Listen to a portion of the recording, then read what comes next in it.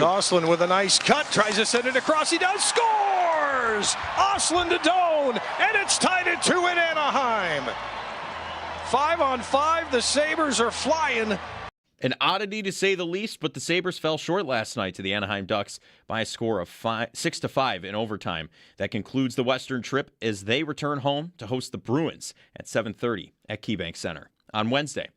In the men's NCAA tournament, some notable upsets yesterday. 9-seed Iowa upset 1-seed Florida 73-72. 6-seed Tennessee upset 3-seed Virginia 79-72 as well. Some other scores from yesterday. 5-seed St. John's defeated 4-seed Kansas 67-65. 1-seed Arizona defeated 9-seed Utah State 78-66. 2-seed Iowa State defeated 7-seed Kentucky 82-63, and 2-seed Purdue defeated Miami 7-seed 79-69, and 4-seed Alabama defeated 5-seed Texas Tech 90-65. Baseball is back. Opening night is live on Netflix this Wednesday, March 25th. Aaron Judge and the New York Yankees clash with Rafael Devers and the San Francisco Giants. MLB opening night, Yankees-Giants, live on Netflix, 8 p.m. Eastern, 5 p.m. Pacific. The Bills declined to match offensive tackle Ryan Vandemark's offer sheet, making him a Viking. And around the NFL, the owners' meetings begin next Sunday. The Athletics' Nate Atkins reports the Rams are interested in bringing back Jimmy Garoppolo, but the market for him is fluid. The Seahawks exercised wide receiver Jackson Smith-Njigba's fifth-year option for 2027. DJ Chark retired after 8 years in the NFL. And ESPN's Adam Schefter reports that free agent defensive tackle Christian Wilkins, dealing with a foot injury, fully intends to play in 2026 and has been contacted by 26 NFL teams. That's your Paddock Chevrolet Sports Update. Paddock Chevrolet with you for the extra mile since 1935. I'm Joe Cali on Western New York's Voice of the Fans, WGR.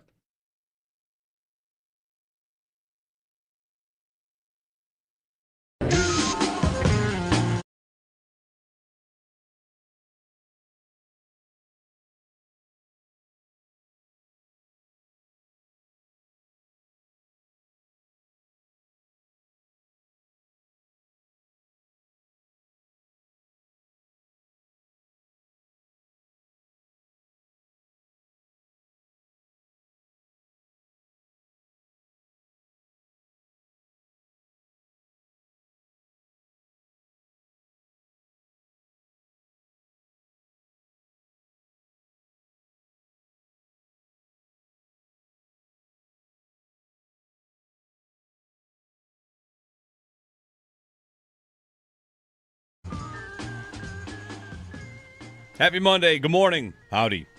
Salutations, greetings, all that good stuff. Jeremy and Joe. Wasn't that late last night, right? 8 o'clock game. Not Sabres After Dark. No, that's right. 8 o'clock game, overtime, and, that goes a little longer. And, of course, Ended before 11, right? A million goals. If hockey had stoppage time, there'd be, a lot when there's that many scored. Yeah. 6-5. Sabres lose. So we'll try to figure out how to handle that today. What is this feeling? I mean, they roar back. Did anybody think they were going to lose? They were only up 1. I'm like, oh, they got this. Yeah. Totally got this. They're not going to come all the way back and then lose. They're only losing, or Anaheim's only in the game because of their power play, right? Because the Sabres gave up some goals on the power play. Oh, yeah. And then Tuck takes a penalty, and you're like, uh-oh. Yeah, they went 3 of 4 on the power play, the Ducks, while the Sabres went 0 for 3. So, yeah, this is a special teams game. Yeah.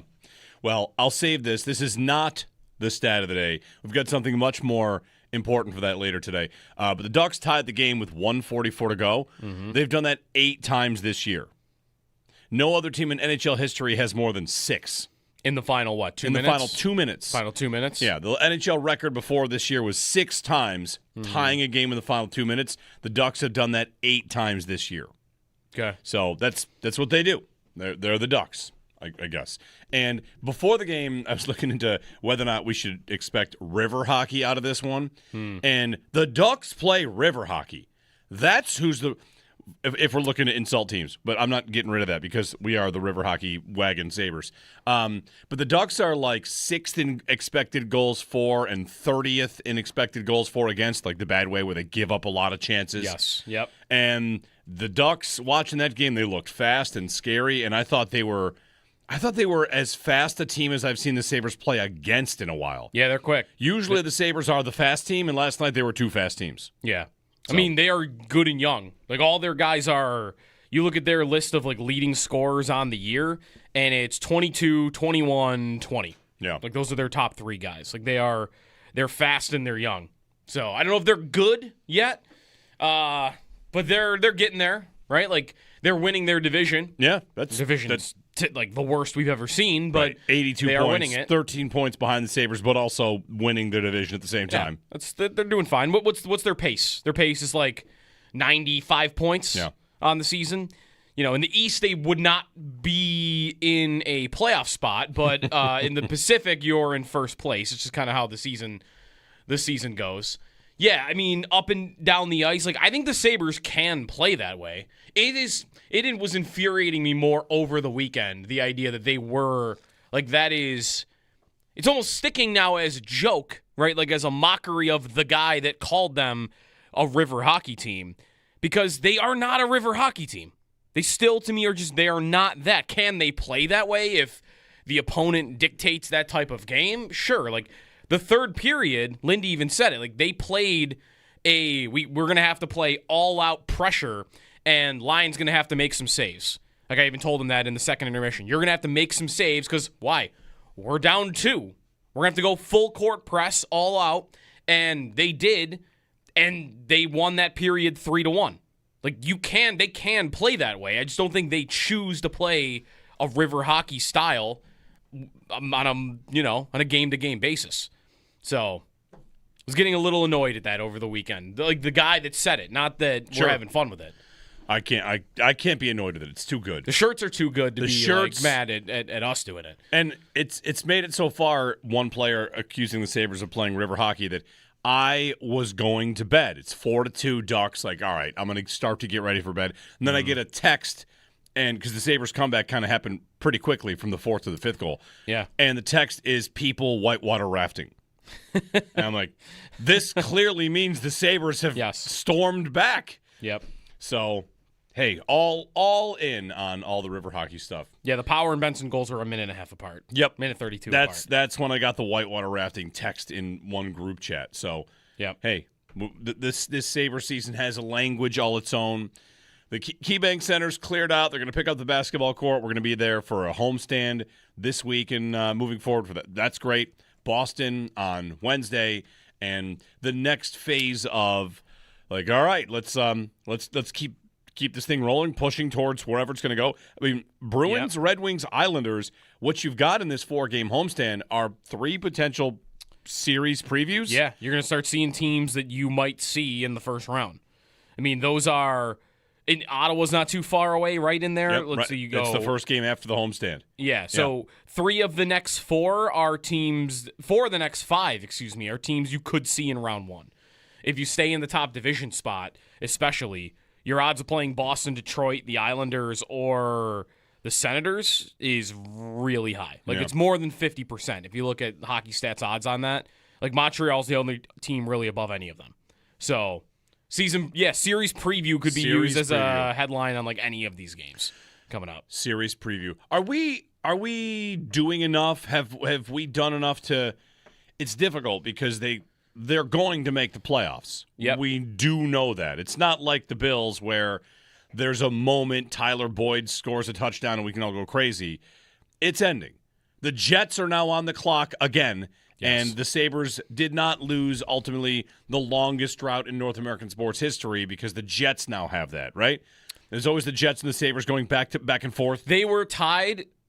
They both were the same amount of seasons. I think technically the Jets was longer because theirs was like 3 months before. They go first. Yeah. They go first. And I was always worried the Jets would make the playoffs and the Sabres would then have the... You were worried the Jets were... When was that? I don't recall. I don't know. I don't recall being worried about the Jets making the playoffs. When were the Jets worried about the Sabres making it? That's fair.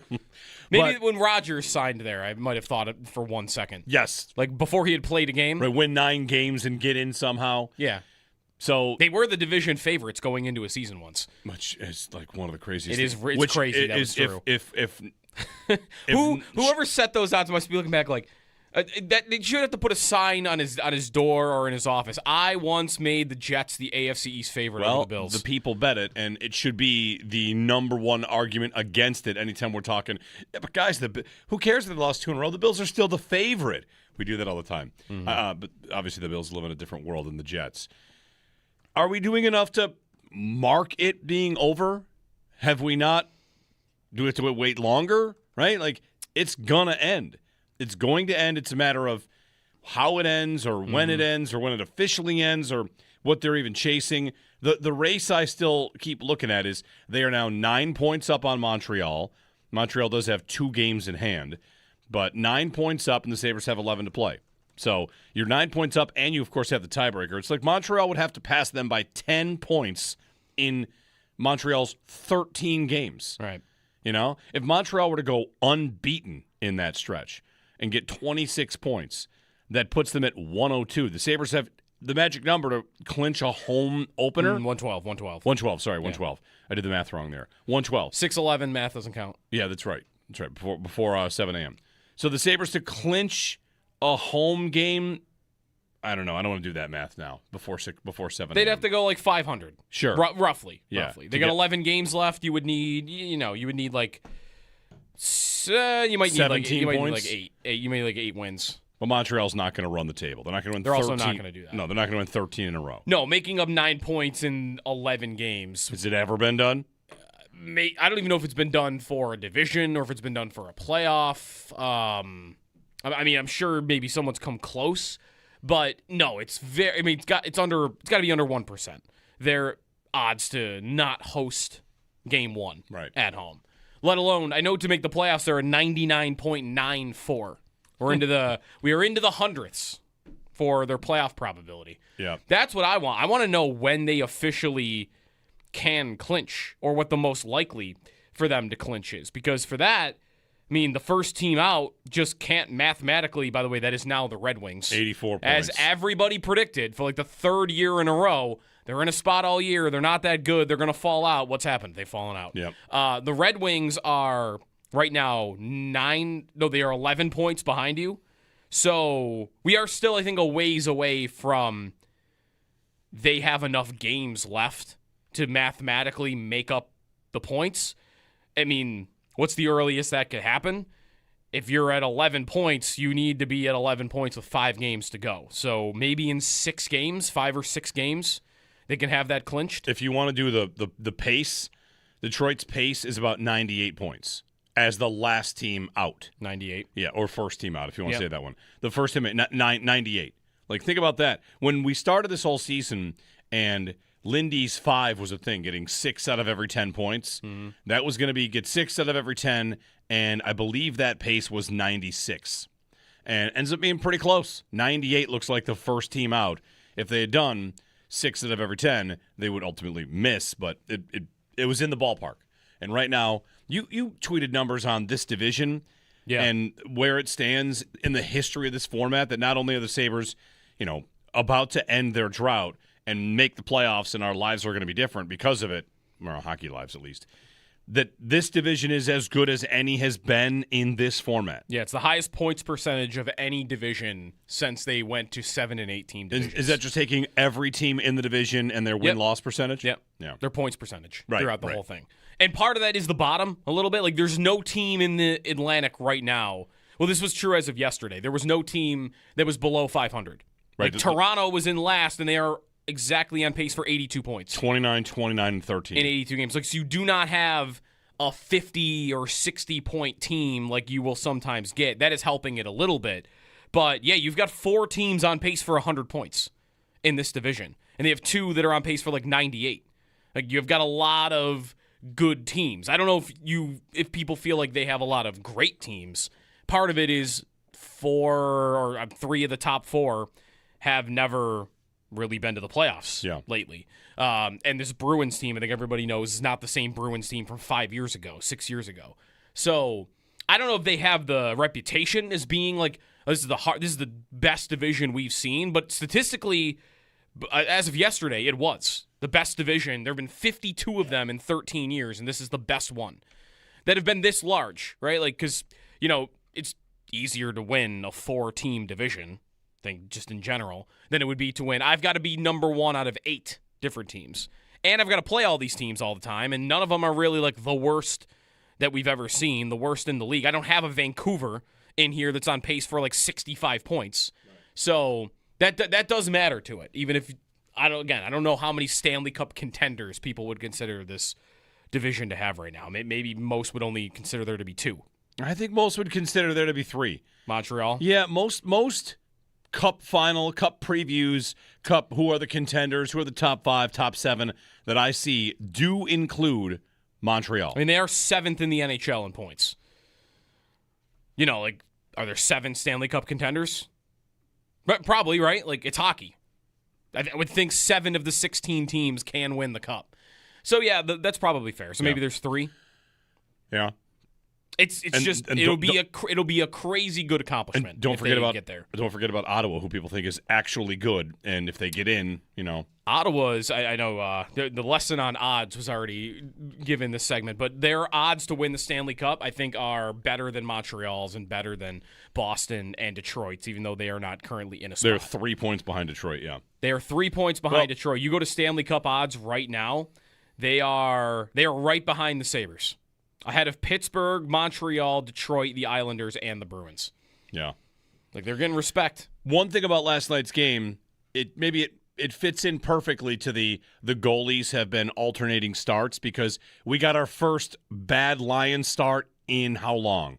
After Luukkonen had one mixed in, and Lyon had a rough one. Both goalies had a rough one last night. It was over 2 goals over expected against for both of them. So I want to this is a big trust the process moment, right? Yeah. We've been alternating all the time. Hey, somebody has a bad game. That's fine. Go to the next guy. Bounce back and forth. Lyon, that was his first bad start in I was just looking. How far back?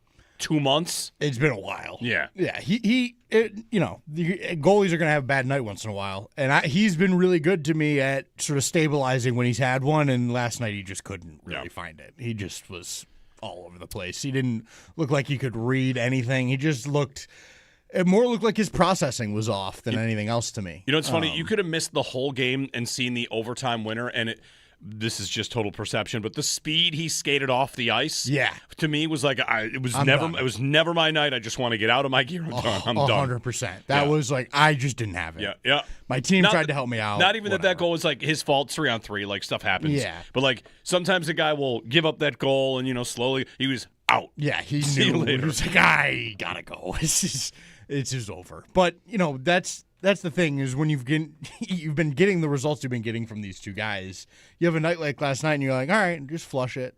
Yep. Hey, he'll be fine. He'll play against where do they play Tuesday and Thursday? Yep. Or Friday. Wednesday, Friday. Yep. He'll play Friday night and probably be awesome, and it'll be we'll be right back to business. And I think the fact that I'm impressed that they continue to be competitive different ways, like this river hockey thing. Like you mentioned, Joe, like it kind of took on a life of its own over the weekend. Like that was what that game was last night. But they've also won a bunch of tight games, and like they can win when their goalie's great. They can win when their goalie's not. They can win playing fast. They can win playing hard. They can do it all. Yeah. So I really am impressed by that, and that's part of what I saw last night with them, with Lyon struggling the way he did. Like they still found a way to stay in it and get a point. They gave up 7 goals on the road trip, and 6 of them were last night. Right. Like that's pretty good. Right. So, yeah, I like, Lindy saying that about how he told Lyon you're going to need saves in the third period, because what you just went over earlier there, Joe, was he decided it's time to triple activate. It's desperation. Right. It's like let's crank the meter up and go get some goals. And that's a great the fact that they are in a place where they can just tell them like, hey, we're all right, just so you know, like be ready. This is coming. That's a good spot for a goalie to be, because I think if you're any kind of competitor, you go like, oh, let's go. Like, this is going to be fun. Maybe not on a night like last night where you might not have it all the way, but you get told that and you're like, all right, I get to make some fun saves here and I get to watch my team try and open it up. That's really what you want at the end of the day, is for your team to trust you to go, we're going to lean on you. Yeah. And we're going to trust you to kind of carry us through here. And, it didn't work out last night necessarily. I mean, it worked out to get them back in the game. They just lost in overtime. You could also spend your stopping Kreider on a breakaway. Right. Like he made some big saves. Right. Like they would not have had a point if he did not have the third period he did. No. Even if the game overall, I would still probably call poor on his part. Sure. The Pittsburgh game right before the Olympic break, I was looking through his games like, what would you even try to call a bad game? Like I remember that last game against Pittsburgh before they went to the Olympics. Yeah. But that's a month and a half ago. And I don't even know that I hated him in that game. They just didn't play well. Right. Avery Hayes. Yes. Game. Look at me. Right. I finally remember that guy's last name. Avery Hayes scored a pair for Pittsburgh. Well, we'll be at the arena for the next 4 games. Back to home with the tournament having passed. We'll get to Brian Koziel at 6:30 on the Sabres and, of course, the tournament, which ran through Buffalo again, which it does pretty routinely. We'll get some tournament talk in. Paul Hamilton at 8 o'clock. Sal checks in at 7:30. We recap the Ryan Vandermark scenarios on Friday, and he left. The Bills decided not to match, which I think is a good idea. We can get into that. It's super far down the list of things that people might have spicy takes on, but I think it does matter, and I think it's probably for the best that the Bills said goodbye to Ryan Vandermark. So we'll get to that. We'll get your phone calls in as well. 803-0550. Rich in Lakeview is up this morning to lead us off. 7 out of 8 on the road trip. Rich, you are up. Yeah, I'm so happy with 7 out of 8. Before we get started, shout out Man City over Arsenal. They're probably going to lose the league. But Pep just exerted his dominance over at Arteta, bottled him up. It was a wonderful game. Rich, while we're at it, first win for Man City over Arsenal in 3 years as he exerted his dominance. First win for Man City over Arsenal in 3 years. Go ahead, Rich.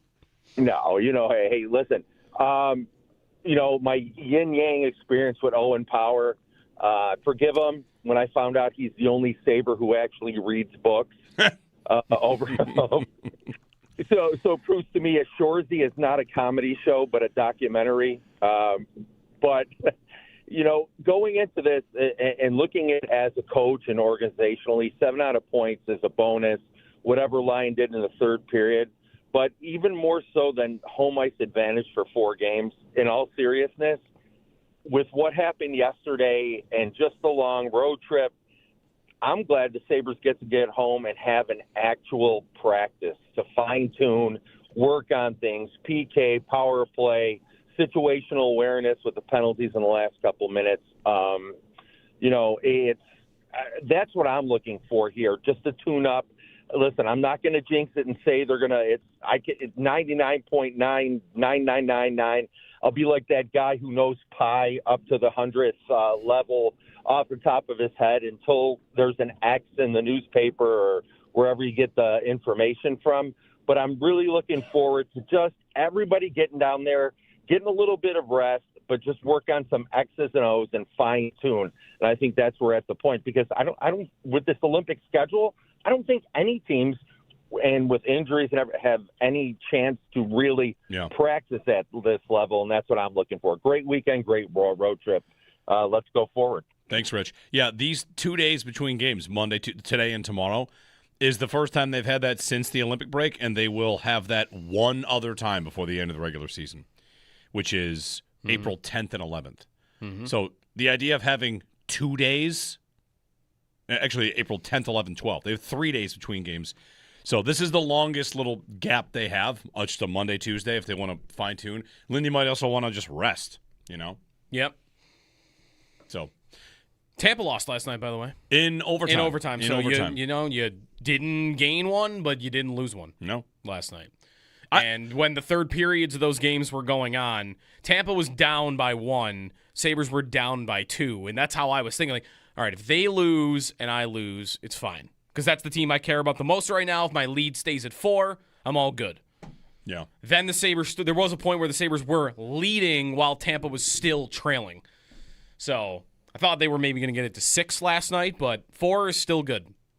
4 is still good. 803-0550.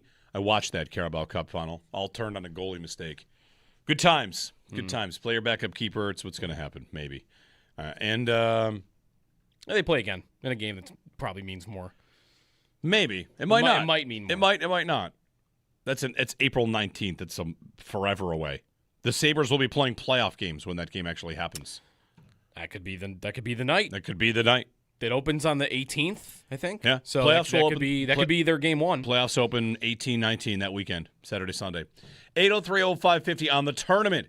People are lamenting the loss of Cinderella. We'll get into that a little bit with you as Brian Koziel joins us on the other side. He, of course, up late last night for Sabres postgame and also spent a lot of time in the arena this weekend covering the games we got. So you can join us on any of it. Get you the football news you need to know, the Ryan Vandermark reaction, how it might change things for the Bills in their offseason a little bit. All coming up here on WGR.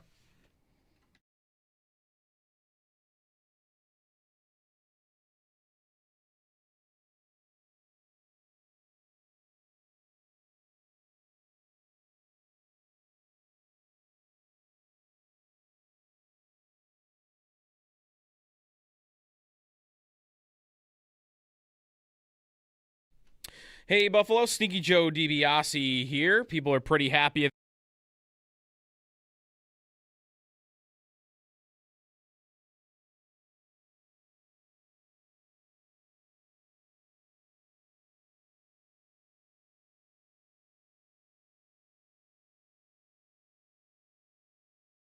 You tweeted numbers on this division and where it stands in the history of this format, that not only are the Sabres, about to end their drought and make the playoffs, and our lives are going to be different because of it, our hockey lives at least, that this division is as good as any has been in this format. Yeah, it's the highest points percentage of any division since they went to 7 and 8 team divisions. Is that just taking every team in the division and their win-loss percentage? Yep. Yeah. Their points percentage throughout the whole thing.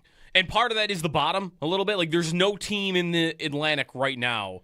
Well, this was true as of yesterday. There was no team that was below 500. Right. Like, Toronto was in last, and they are exactly on pace for 82 points. 29, 29, and 13. In 82 games. Like, so you do not have a 50 or 60-point team like you will sometimes get. That is helping it a little bit. But, yeah, you've got 4 teams on pace for 100 points in this division. And they have 2 that are on pace for, 98. Like, you've got a lot of good teams. I don't know if people feel like they have a lot of great teams.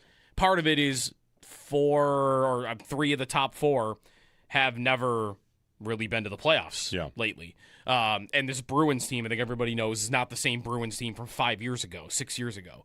So I don't know if they have the reputation as being like, this is the best division we've seen, but statistically, as of yesterday, it was the best division. There have been 52 of them in 13 years, and this is the best one that have been this large, right? Like, because, it's easier to win a 4-team division, I think, just in general, than it would be to win. I've got to be number 1 out of 8 different teams.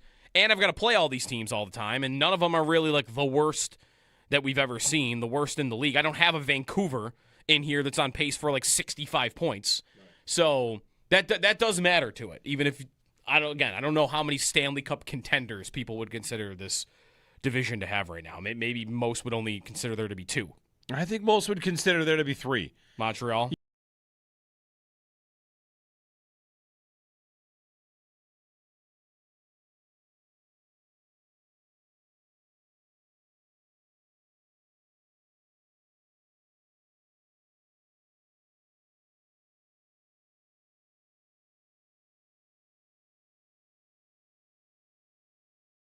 Yeah, I mean, up and down the ice, I think the Sabres can play that way. It was infuriating me more over the weekend, the idea that they were, it's almost sticking now as a joke, right? Like, as a mockery of the guy that called them a river hockey team, because they are not a river hockey team.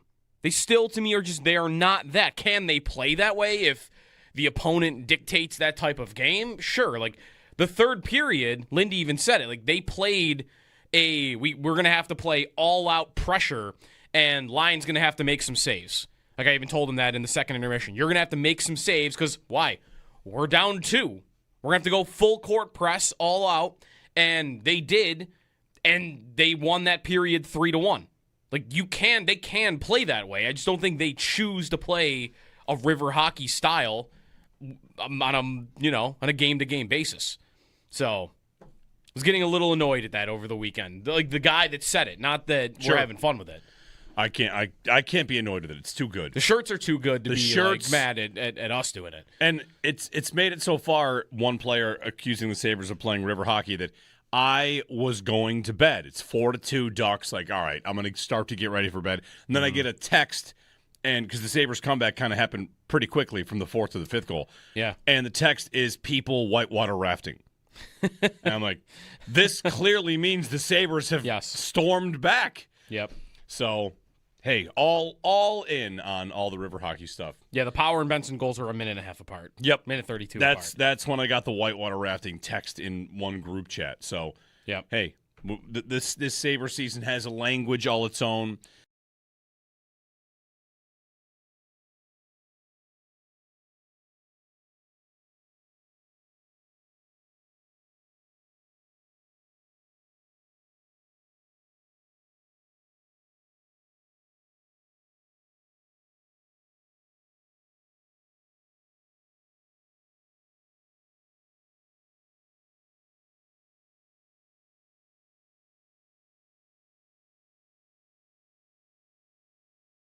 Oslin with a nice cut, tries to send it across. He does, scores! Oslin to Doan, and it's tied at 2 in Anaheim. An oddity to say the least, but the Sabres fell short last night to the Anaheim Ducks by a score of 6-5 in overtime. That concludes the Western trip after taking 7 out of 8 points as they return home to host the Bruins at 7:30 at KeyBank Center on Wednesday. In the men's NCAA tournament, some notable upsets yesterday. 9-seed Iowa upset 1-seed Florida, 73-72. 6-seed Tennessee upset 3-seed Virginia, 79-72. Some other scores from yesterday. 5-seed St. John's defeated 4-seed Kansas, 67-65. That was a close one there. 1-seed Arizona defeated 9-seed Utah State, 78-66. 2-seed Purdue defeated 7-seed Miami, 79-69. And 4-seed Alabama defeated 5-seed Texas Tech, 90-65. Baseball is back. Opening night is live on Netflix this Wednesday, March 25th. Aaron Judge and the New York Yankees clash with Rafael Devers and the San Francisco Giants. MLB opening night. Yankees-Giants live on Netflix, 8 p.m. Eastern, 5 p.m. Pacific. The Bills declined to match offensive tackle Ryan Vandermark's offer sheet, making him a Viking. And around the NFL, the owners' meetings begin next Sunday. The Seahawks exercised wide receiver Jackson Smith-Njigba's fifth-year option for 2027. DJ Chark retired after 8 years in the NFL. And ESPN's Adam Schefter reports that free agent defensive tackle Christian Wilkins, who dealt with a foot injury, fully intends to play in 2026 and has been contacted by 2026 NFL teams. That's your Paddock Chevrolet Sports headlines. Paddock Chevrolet with you for the extra mile since 1935. I'm Joe Kelly on Western New York's Voice of the Fans, WGR.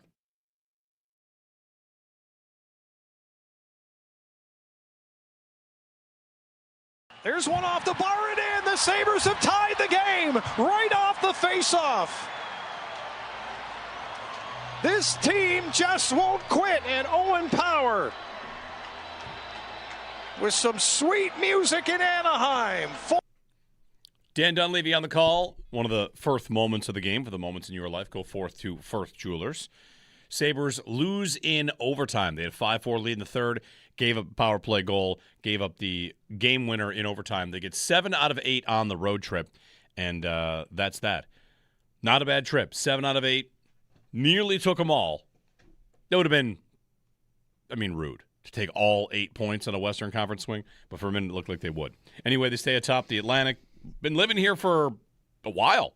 Yeah, well, how long since they beat Tampa, right? Yeah, so it's been 2 weeks. That was a game for first place. They've been in first for 2 weeks. And the entire East, I should say the Atlantic, no one's pulling away, really. They've been 4 points up on Tampa, it feels like, for most of the 2 weeks.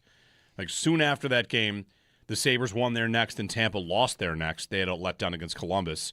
And they've all just kind of stayed in the same spot since. They didn't flip at one point. The NHL standings page, I've got March 8th as the first day that they were in first. Okay. And since March 8th, that they have been in first ever since. So perhaps March 8th is when they went up on what? Not on points percentage. This is just on points. Right. The Tampa game was that was the March 7th. They were tied in points. Yeah, the Tampa game was March 8th. Tampa had. Is that right? Yep. It was March 8th. Oh, yeah. Okay, 2 weeks Sunday. ago. Yep, that's right. Okay. So there you go. Brian Koziel joining us on the Western Hotline to chat about it. Brian, good morning. Good morning, guys. 7 out of 8, not too bad. We were talking about this Sabres loss last night. They now have 2 losses since the Olympic break, both by 1 goal, and this one in overtime. So, there are losses, and then it was your 4th on a Western Conference swing, and you lost in overtime of a river hockey game, like pretty back and forth. So I think the battle back is the bigger story, and the fact that they found a way to even get the lead in Anaheim is the story. Yeah, I think you're right. I think that at the end of the day, you could obviously argue, well, you're disappointed because you had a late lead and you let that slip away. But you could also say, look, you were down 4-2 going into the third, playing your final period of this West trip on back-to-back with road and all that sort of all on the road. Like, yeah, I mean, I think at the end of this, you have to just take the blanket statement of 7 out of 8, tremendous work on this road trip, and the fight back in the third to even get yourself to that point to become disappointed that you couldn't maybe get that regulation win. I think is the understanding from this weekend. And yeah, I mean, honestly, probably if we wanted to really break down like why did they lose the game, I mean, yes, it was Tuck's penalty in that power play goal by Anaheim, but in general, it was the special teams. I mean, they gave up 3 power play goals yesterday. Anaheim was 3 for 4, and the Sabres power play went 0 for 3 and didn't really feel like they sniffed anything juicy in terms of chances either. So yeah, that's the overall, like, if I feel like the game, where did they lose it? Yeah, there were some spots, but overall, it was the special teams. And penalty kill's been a thing that, the power play makes people crazy. The penalty kill's been good most of the year, and they are 6th in the league in penalty kill right now. So, like, that's lower than they had been. Yeah, they had been top 2 for a right. while. So it's uncharacteristic, the idea of giving up like 3 in one day, and maybe a result of a goalie having himself an off night. Yeah, and probably maybe even just little things like your legs are just a little bit less going because it's back-to-back, and maybe that's just, you need obviously effort and energy to have an effective penalty kill. And even on the last one, I mean, you're taking your best penalty killing forward probably out in Alex Tuck because he's the one that takes the penalty, so he's off the ice. So that, obviously also something that maybe was detrimental to try to kill that off. But what'd you guys think of that penalty? I mean, Tuck seemed to have almost resigned to the fact, like, instantly. There wasn't any argue from him. Yeah. He just, I don't. But accidental in a sense, too. I feel like him taking it. He knew right away. He's like, well, that's kind of a bad break. Like, I don't think he did anything crazy reckless. I also thought the Anaheim player sold it a little bit. But, it's tough. Like, the one thing you don't want to do is take a penalty, and he takes a penalty there. Right, no argument. I thought it was more not quite full happenstance or full bad luck, but just kind of a bad break. I think you're right. I think it's just that, he's trying to make a play to possibly intercept the puck or take it away and put it into the empty net, and it happens. The stick's out there. He likes to reach all over with his stick, and he's very effective with it, and it just got in the wrong spot. Yeah, the only complaint I would have that it was in the neutral zone, and, like, dude, I don't want to be taking penalties outside of the defensive zone in a game like that at the end, but I'm with you. Like, I think the puck was kind of loose enough for him to think, I'm going to get this. Like, I'm putting my stick on the ice there. I'm going to force this into a turnover. And, they still did have the empty net in the penalty kill. So they had a chance to still kill it off. What did you think of the overtime goal, Brian? Did it look like Tage was trying to pass it back to Lyon when he got into a spot? Yeah, I thought he did so too. And Paul thought maybe he was even accidentally like kicked it the wrong way. And it was just obviously he mishandled it, and then him and Terry are battling for it, and Terry ends up getting it and pulls away. I think Lyons made what 3 or 4 breakaway saves in the third. He said afterwards, he said that Terry is tough on breakaways. He said he's so dangerous because he gets in so close. He said he's really studied him before when he's gone against him in previous matchups. And he says he gets in so close before he makes his move or his shot or whatever he ends up making for his decision, that he said it's a little tougher to react because he's in so close that his ability to like do something after that, he said, is tough to react to versus other players that maybe do it earlier. So Terry obviously had a good game last night, scoring twice, but that was just kind of something about what he said on the breakaway there. He obviously, in the third, even though, Lyon did not have a good game, and admittedly so did afterwards, if it wasn't for him also in the third, then they don't get that point, because he did stop a few breakaways in the third there when the Sabres were in that midst of that comeback. Brian Koziel on the Western Hotline. Brian, home for a homestand, and we pointed out in the first segment, like we have a little window into potential playoff matchups. 3 of the 4 at home, and maybe 4 of the next 5, if you want to count Ottawa right out of the homestand, are against teams that we could see at KeyBank Center in the first round of the playoffs, in Boston, Detroit, and then the Islanders as well. Yeah, these are all teams that Buffalo obviously has a chance to play. I think, we all sit here and say, like, what's the best matchup, or what are you hoping for? And, I think my answer has still been Detroit. Through all of this. Yep. And right now, they're on the outside looking in. I know points percentage-wise, they're ahead of the Islanders. So, essentially them and the Islanders are tied for that last spot because they have one less game played. The Islanders and the Blue Jackets, and now Pittsburgh is also interesting to keep an eye on, too. I know that those 3 maybe don't necessarily affect the Sabres' positioning, but in terms of maybe in play for a first-round opponent, I was not even thinking about the Penguins, and then all of a sudden now I'm looking at it and, oh, wow, they're only 1 point better than both Columbus and the New York Islanders. So Pittsburgh could literally drop into a wild card spot at any moment here. So that's another team that we could see in a first-round opponent with, and I would be fine with playing Pittsburgh. I don't think their goaltending's any good, and I think they're an older, slower team. I would be, and this is all vibes-based, I want nothing to do with Pittsburgh. I've never seen the Sabres beat the Penguins in my life. That's what it feels like. I just I would just be so uncomfortable with the first round series against the Pittsburgh team that has obviously tons of experience. And I watched them play the Jets over the weekend, and they weren't great or anything, but it just seems like whether it's the goal horn in Pittsburgh, that would be tough for me. Well, can I give you a little help here? Maybe Brian, do you know how long it's been since the Penguins won a playoff series? You know how long it's been? I'll say 5 seasons. It's been 8 years. Wow. Since they've won a playoff series. So, like, the team you're afraid of, right? It's just Crosby, right? No. It's the whole thing? Yes. It's because they have not been a dangerous playoff team in a long time. Vibes based. I'm afraid of Avery Hayes. I just remembered his last name today.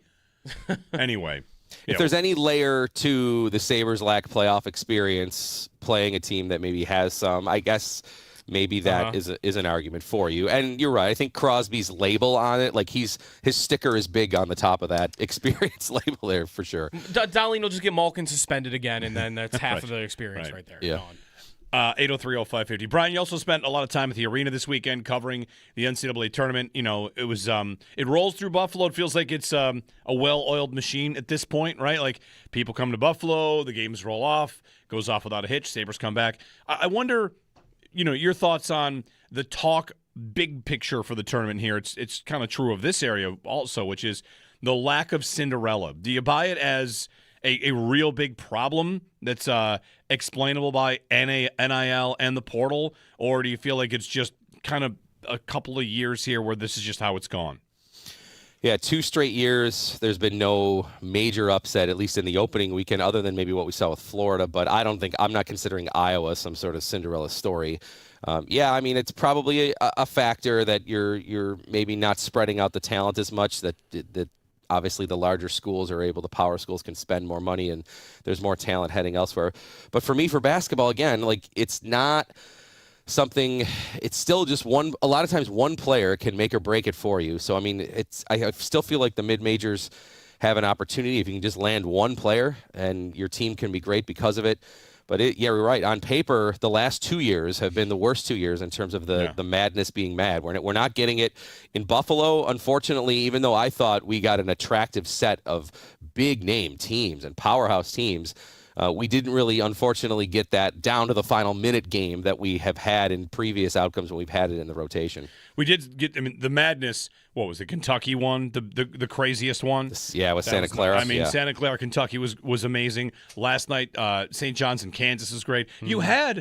you had Cinderellas that had the big Vanderbilt almost making a half-court shot. Like that shot somehow not going in was incredible. Yeah. You had Siena that had, a 13, 14-point lead on Duke. So that's what we had teams that came close, right? Yeah, Like we almost got some Cinderellas. It's 2 years in a row where the Cinderella idea has not come through, but it's not like they've been complete pushovers.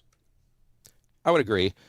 I think when you look at, people always say we want the upsets, but then in the end we want the juicy matchups. Like, do we really want High Point in these next games? And I'd say yes. I still want one or two of them in there because I think that's where we learn about these teams. You hear these good stories about the coach or the players or something like that. So I think it's good for the tournament that you would get a team like High Point or St. Peter's or Florida Gulf Coast or George Mason, like Florida Atlantic we had a couple of years ago. I want one or two of those in there every year amongst the 16. So I'm okay with that. Dusty May comes from Florida Atlantic. I was really impressed by listening to him this weekend in some of his press conferences, and just seems like he's pretty grounded for the fact that he's coaching now at one of the most powerful institutions in the country in Michigan in terms of athletics. Texas can't be a Cinderella at an 11. Texas can't do it. No, probably not.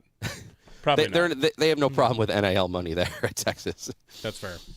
Yeah. Brian, Tee to Green this week, what's the plan? So we are at Lancaster Country Club this week, and we're only 2 weeks away from the Masters. So that's exciting. We're going to be Matt Fitzpatrick is on fire lately. He won the Valspar. Yeah, and he obviously could have won the Players last week too. So overcoming last week that adversity on 18 to bounce back.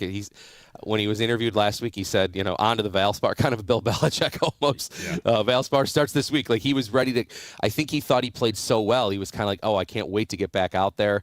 And he obviously played really well. He shot it on 18 to give him a chance for a birdie there, and then he made the putt. That was pretty clutch. Those greens were not holding anything. They were fried and baked and hard, and that was an incredible shot on that final hole. And on, maybe this is more than normal that I'm giving it credit for, but it's another tournament where the leader going into the final round was Sung Jae up 2 strokes on everybody? He collapsed again. But it's the season of the leaders keep collapsing every single week. Whoever's on top is not winning.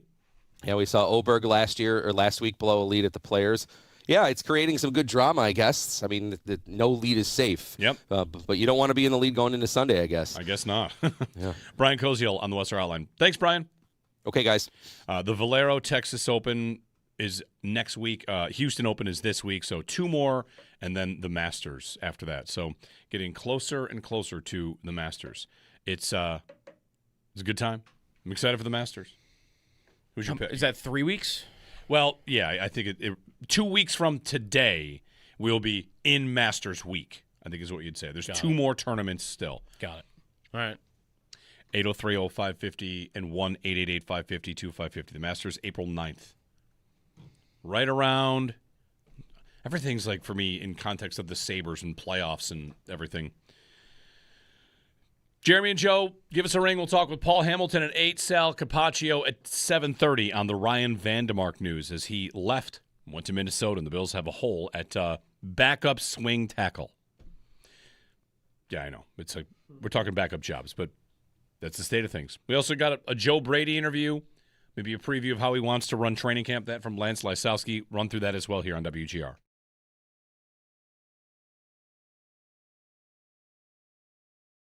Yeah, I mean, up and down the ice, I think the Sabres can play that way. It was infuriating me more over the weekend, the idea that they were, it's almost sticking now as a joke, right? Like, as a mockery of the guy that called them a river hockey team, because they are not a river hockey team.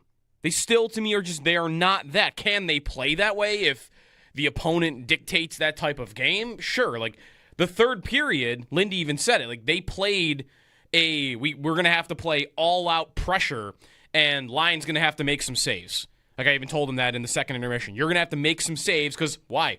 We're down 2. We're going to have to go full-court press, all out, and they did, and they won that period 3-1. They can play that way. I just don't think they choose to play a river hockey style on a game-to-game basis. So I was getting a little annoyed at that over the weekend. The guy that said it, not that we're having fun with it. I can't be annoyed with it. It's too good. The shirts are too good to The be shirts- mad at us doing it. And it's made it so far, one player accusing the Sabres of playing river hockey, that I was going to bed. It's 4-2 Ducks. Like, all right, I'm going to start to get ready for bed. And then I get a text, and because the Sabres comeback kind of happened pretty quickly from the fourth to the fifth goal. Yeah. And the text is people whitewater rafting. And I'm like, this clearly means the Sabres have stormed back. Yep. So, hey, all in on all the river hockey stuff. Yeah, the Power and Benson goals are a minute and a half apart. Yep. Minute 32 apart. That's when I got the whitewater rafting text in one group chat. So, yep. Hey, this Sabre season has a language all its own.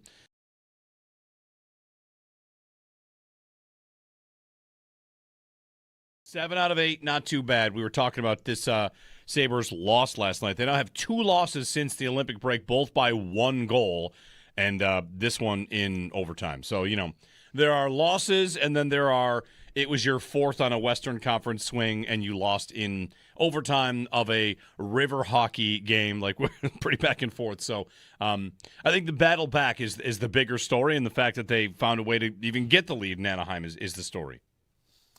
Yeah, I think you're right. I think that at the end of the day, you could obviously argue, well, you're disappointed because you had a late lead and you let that slip away. But you could also say, look, you were down 4-2 going into the third, playing your final period of this West trip on back-to-back with road and all that sort of all on the road. Like, yeah, I mean, I think at the end of this, you have to just take the blanket statement of 7 out of 8, tremendous work on this road trip, and the fight back in the third to even get yourself to that point to become disappointed that you couldn't maybe get that regulation win.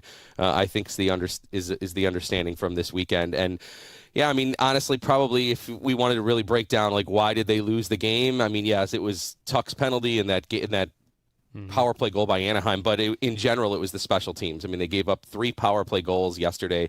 Anaheim was 3 for 4, and the Sabres power play went 0 for 3 and didn't really feel like they sniffed anything juicy in terms of chances either. So yeah, that's the overall, like, if I feel like the game, where did they lose it? Yeah, there were some spots, but overall, it was the special teams. And penalty kill's been a thing that, the power play makes people crazy. The penalty kill's been good most of the year, and they are 6th in the league in penalty kill right now. So, like, that's lower than they had been. Yeah, they had been top 2 for a right. while. So it's uncharacteristic, the idea of giving up like 3 in one day, and maybe a result of a goalie having himself an off night. Yeah, and probably maybe even just little things like your legs are just a little bit less going because it's back-to-back, and maybe that's just, you need obviously effort and energy to have an effective penalty kill. And even on the last one, I mean, you're taking your best penalty killing forward probably out in Alex Tuck because he's the one that takes the penalty, so he's off the ice. So that, obviously also something that maybe was detrimental to try to kill that off. But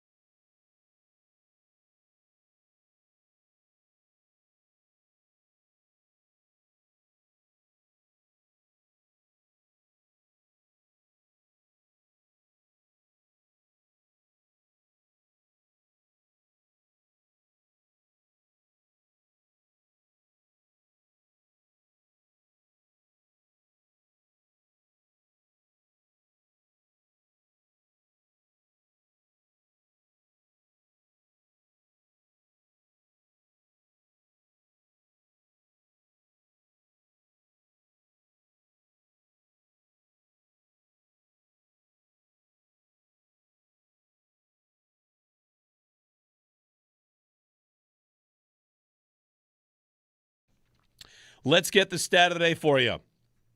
This number would be about the same. It was before the game was played last night. I saw that an account you and I both like, which is the J Fresh Hockey. Yep. Team goal differential above expected as of yesterday. All situations. It's power play, everything. Where you shoot the puck, whatever. Expected goals. Goal differential above expected. Number 1 in the NHL is the Buffalo Sabres. 44, plus 44, which that might make you feel like, uh-oh. Like you're getting saves and you're scoring. Who's number 2? Boston. Who's number 3? The Islanders. Who's number 4? Colorado. Oh, feel better. Number 5, Dallas. Feel even better. Number 7, Tampa. Like, good teams. All right, good. These are good teams. They're going to be good teams. Anyway, Sabres number 1 in goal differential above expected and had a 7-goal lead, so that did not change last night. Would have been able to push. All right, Jeremy and Joe, that's your stat of the day. Paul Hamilton, 8 o'clock. Sal Kabat Show, 7:30 on Ryan Vandemark. And the decision for the Bills to let him walk here on WGR.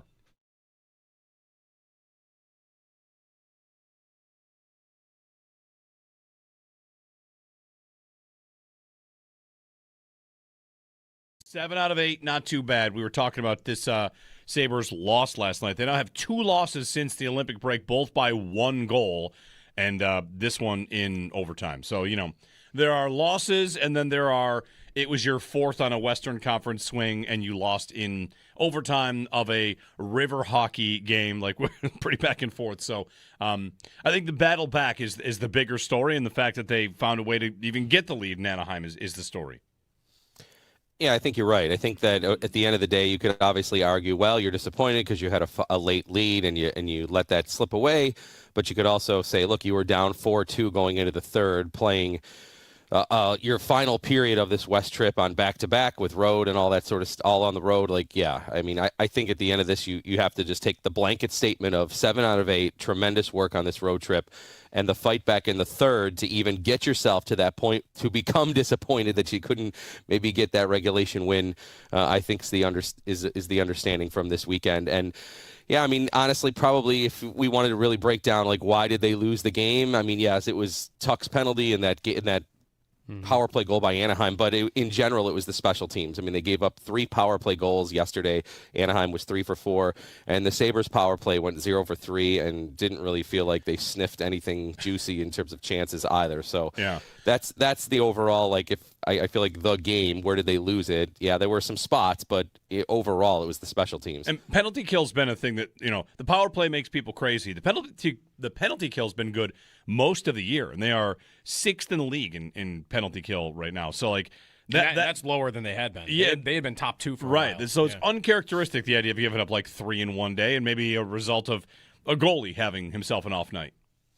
Yeah, and probably maybe even just little things like your legs are just a little bit less going because it's back-to-back, and maybe that's just, you need obviously effort and energy to have an effective penalty kill. And even on the last one, I mean, you're taking your best penalty killing forward probably out in Alex Tuck because he's the one that takes the penalty, so he's off the ice. So that, obviously also something that maybe was detrimental to try to kill that off. But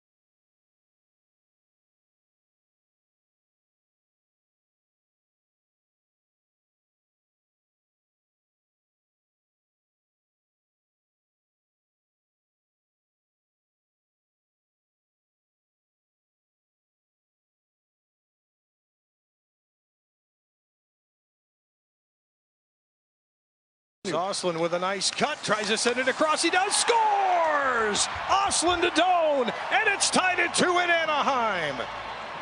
5-on-5, the Sabres are flying. An oddity to say the least, but the Sabres fell short last night to the Anaheim Ducks by a score of 6-5 in overtime.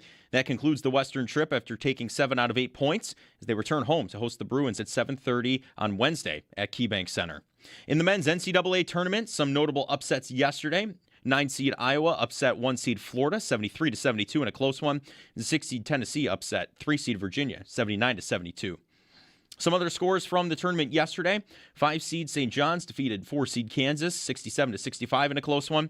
1-seed Arizona defeated 9-seed Utah State 78-66.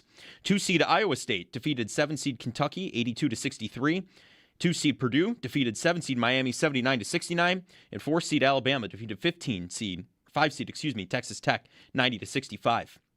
Baseball is back. Opening night is live on Netflix this Wednesday, March 25th. Aaron Judge and the New York Yankees clash with Rafael Devers and the San Francisco Giants. MLB opening night. Yankees-Giants live on Netflix, 8 p.m. Eastern, 5 p.m. Pacific. The Bills declined to match offensive tackle Ryan Vandermark's offer sheet, making him a Viking. And around the NFL, the Athletic's Nate Atkins reports the Rams are interested in bringing back Jimmy Garoppolo, but the market for him is fluid. The Seahawks exercised wide receiver Jackson Smith-Njigba's fifth-year option for 2027. DJ Chark retired after 8 years in the NFL. And ESPN's Adam Schefter reports that free agent defensive tackle Christian Wilkins, who's dealt with a foot injury, fully intends to play in 2026. And he's been contacted by 26 NFL teams. Join WGR Chopin Bulldog Wednesday, March 25th at the Ride for Roswell kickoff. Stop by Roswell Park between 5 and 7:30 p.m. for drinks, food, and a special panel with Dr. Candace Johnson on why cancer research matters. Plus, take a tour and see the donor-funded innovation happening right now. Don't miss it. Let's ride together for a cure. The Paddock Chevrolet Sports Update. Paddock Chevrolet with you for the extra mile since 1935. I'm Joe Cali on Western New York's Voice of the Fans, WGR.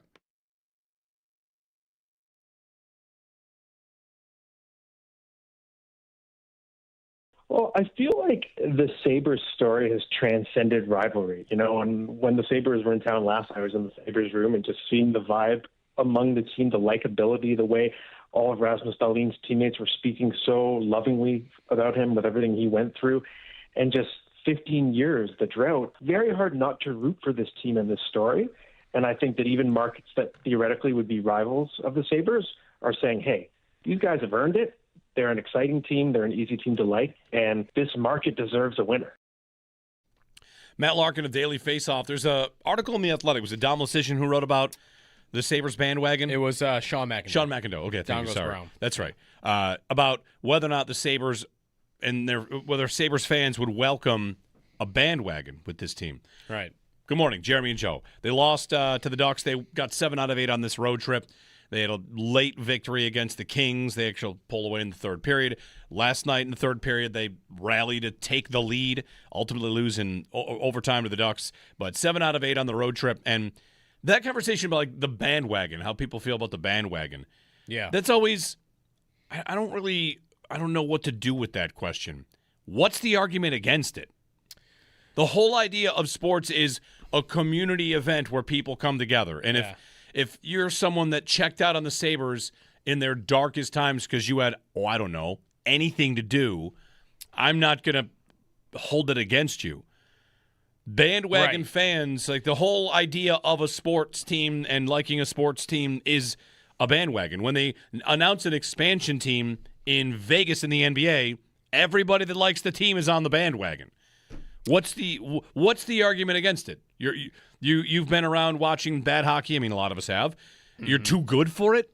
You want to tell people not to be a part of it? It's very odd to me. Yeah. You want more people at the games.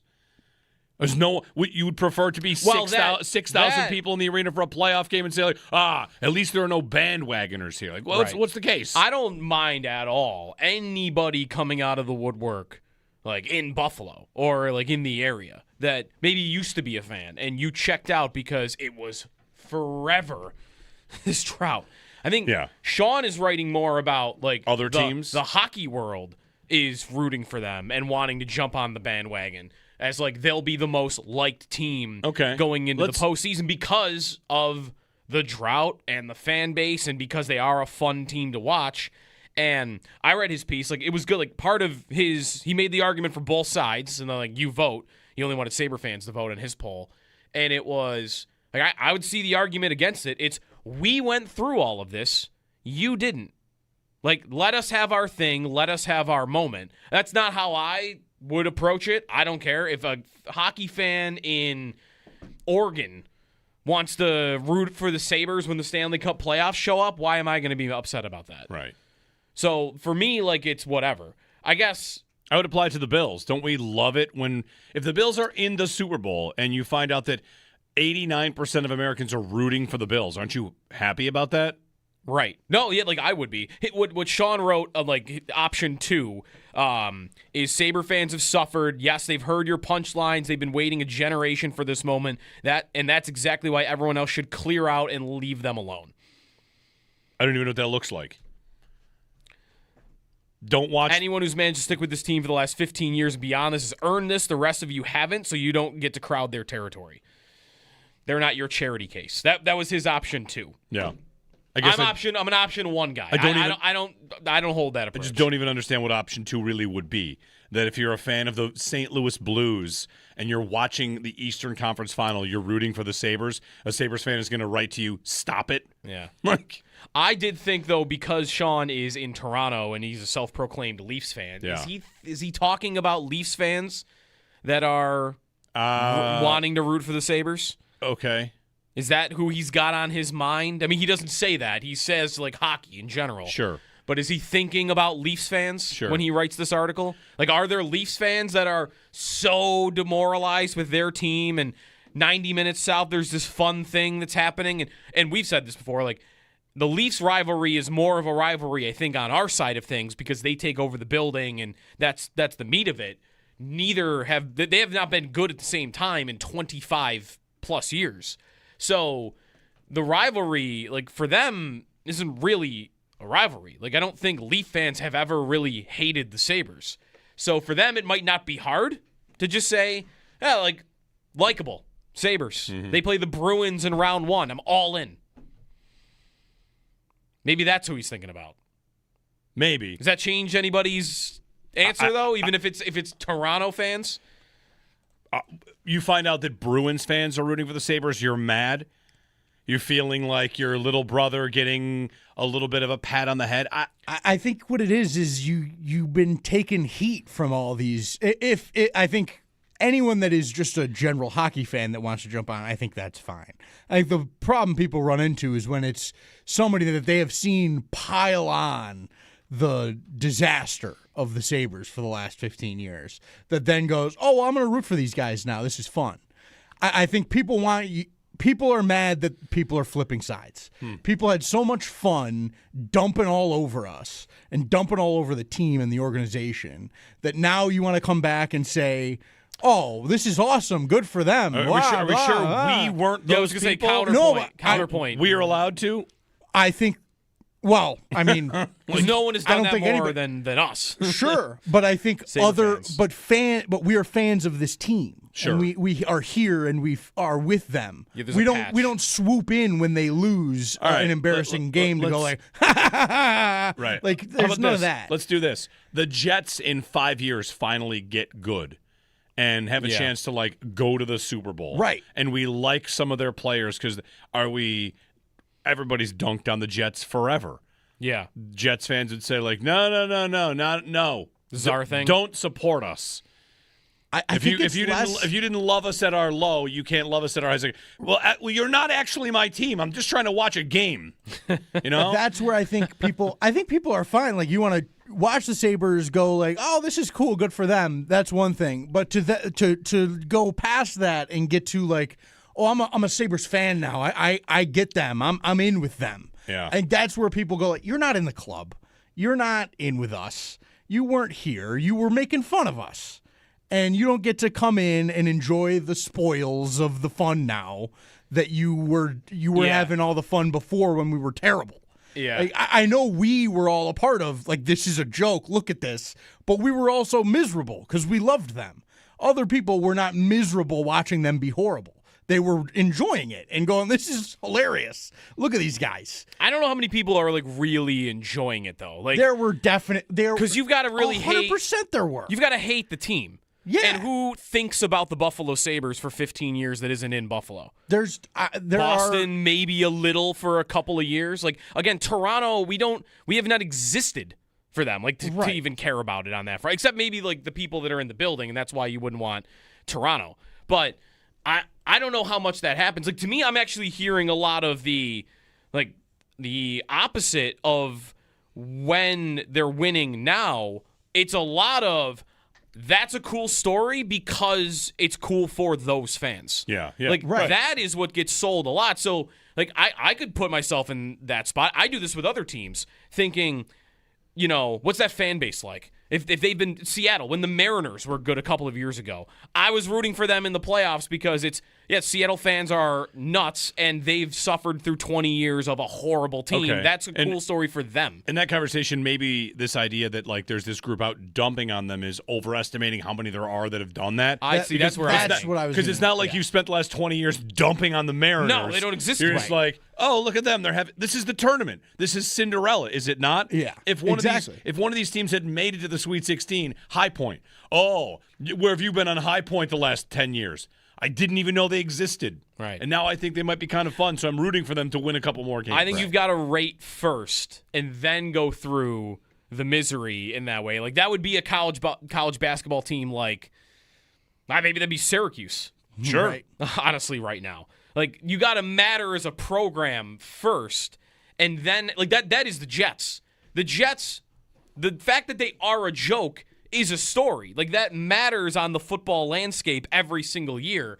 I just don't think the Sabres have mattered at all on the hockey landscape any of these seasons. But it's a town that has a rep. It's an organization that was that was legit for a long time before this. Yeah. And that has, deservedly so, people that don't like them for whatever reason, Ottawa fans or Philly fans or whoever, that don't like them and did enjoy what was happening to them. And I think people are generalizing and going, everybody that's jumping on was one of those people. I think that's wrong and that's foolish. But there is a group of people that I think you can be like, get out of here. Yeah. If there's a Senators account that's like, oh, this is awesome, like, tell that guy to take a hike. I'm fine with that. Come on. They're not allowed to enjoy the Tampa game? If the Chiefs, like, if the Bills win the Super Bowl and you see a Chiefs fan saying like, I'm really happy for them, I'm going to say kick rocks. Okay. I can't imagine it bothering me. That's like when Travis Kelce told a Bills fan once, like, you're going to get one. Remember that happened like a year and a half ago? I don't want to hear that from him. I don't need that. You're on the other side. Last season, I think. This is too... I think maybe we're too accepting right now. Like, there are people that have been doing nothing but dumping on this team for 15 years. And those people, if they are trying to jump on the bandwagon, you can tell them to take a hike. Like, is Bisonet that? Right. Yes, he's a great example of what people are talking about. Yeah, that's a good point. Like, that is a guy that has done a lot of, like, ha, ha, ha, look at this mess. These guys stink. And now he's like, I'm going to put the coat on. Like, get out of here. I don't want you with the coat on. Was he ever wrong? I don't care if he was wrong. And hasn't he done that to the Leafs over the years? Like, well, he definitely doesn't. Nobody hates their own team like their own fans when their own team gets bad. And that's why it's okay for you to be as passionate about loving a team when they're good again, is because you were mad at them when they were bad, and you get to be both. You don't get to be like, as the person in the fight, not in the fight, but as a fan. If you are in there, you get both sides. They are selecting one side, and they get joy from both. They are getting joy from them being bad. They're getting joy from them being good. And that feels unfair to fans, and that's why they're mad. That is, to me, the gist of it. 803-0550. Rob in D.C. Hey, Rob. Hey, gentlemen, good morning. Hey, I really enjoyed Brian Koziel, so more Brian Koziel if we could, please. Second of all, I'm back on the bandwagon. He works another real job, so we get him when we get him. Okay. Yeah, we get him when we can, and we get him early in the show when we can.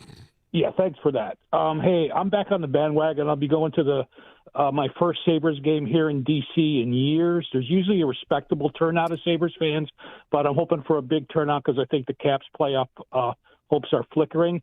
Hey, and the last thing I want to bring up is I got the Tampa game circled back home. I want to see more of the dark side, and I'm hoping that Owen Power basically comes over to the dark side and drops the glove. So appreciate the great job you do, guys. Thank you. Thanks. On Owen Power, we had a caller earlier call and talk about how Power, he's got new respect for him because he is the only Sabre that reads books. There's that article about, it was Matthew Fairburn of The Athletic about, inside the team and Power reading books, other guys not exactly big readers. Power, there's a story going around the Sabres universe that he's one of the things that really has unlocked in this resurgence for them, whether they kind of got him back or he checked in or he just whatever, mentally, physically as a player. I maybe this is like the bandwagon conversation. I do not watch these games and just watch Owen Power and think, oh, he's going to do something bad again. Here he goes. To me, he is as much as anybody a blend into what the team is player. Like I guess I could look for him to do things that are bad or do things that are good.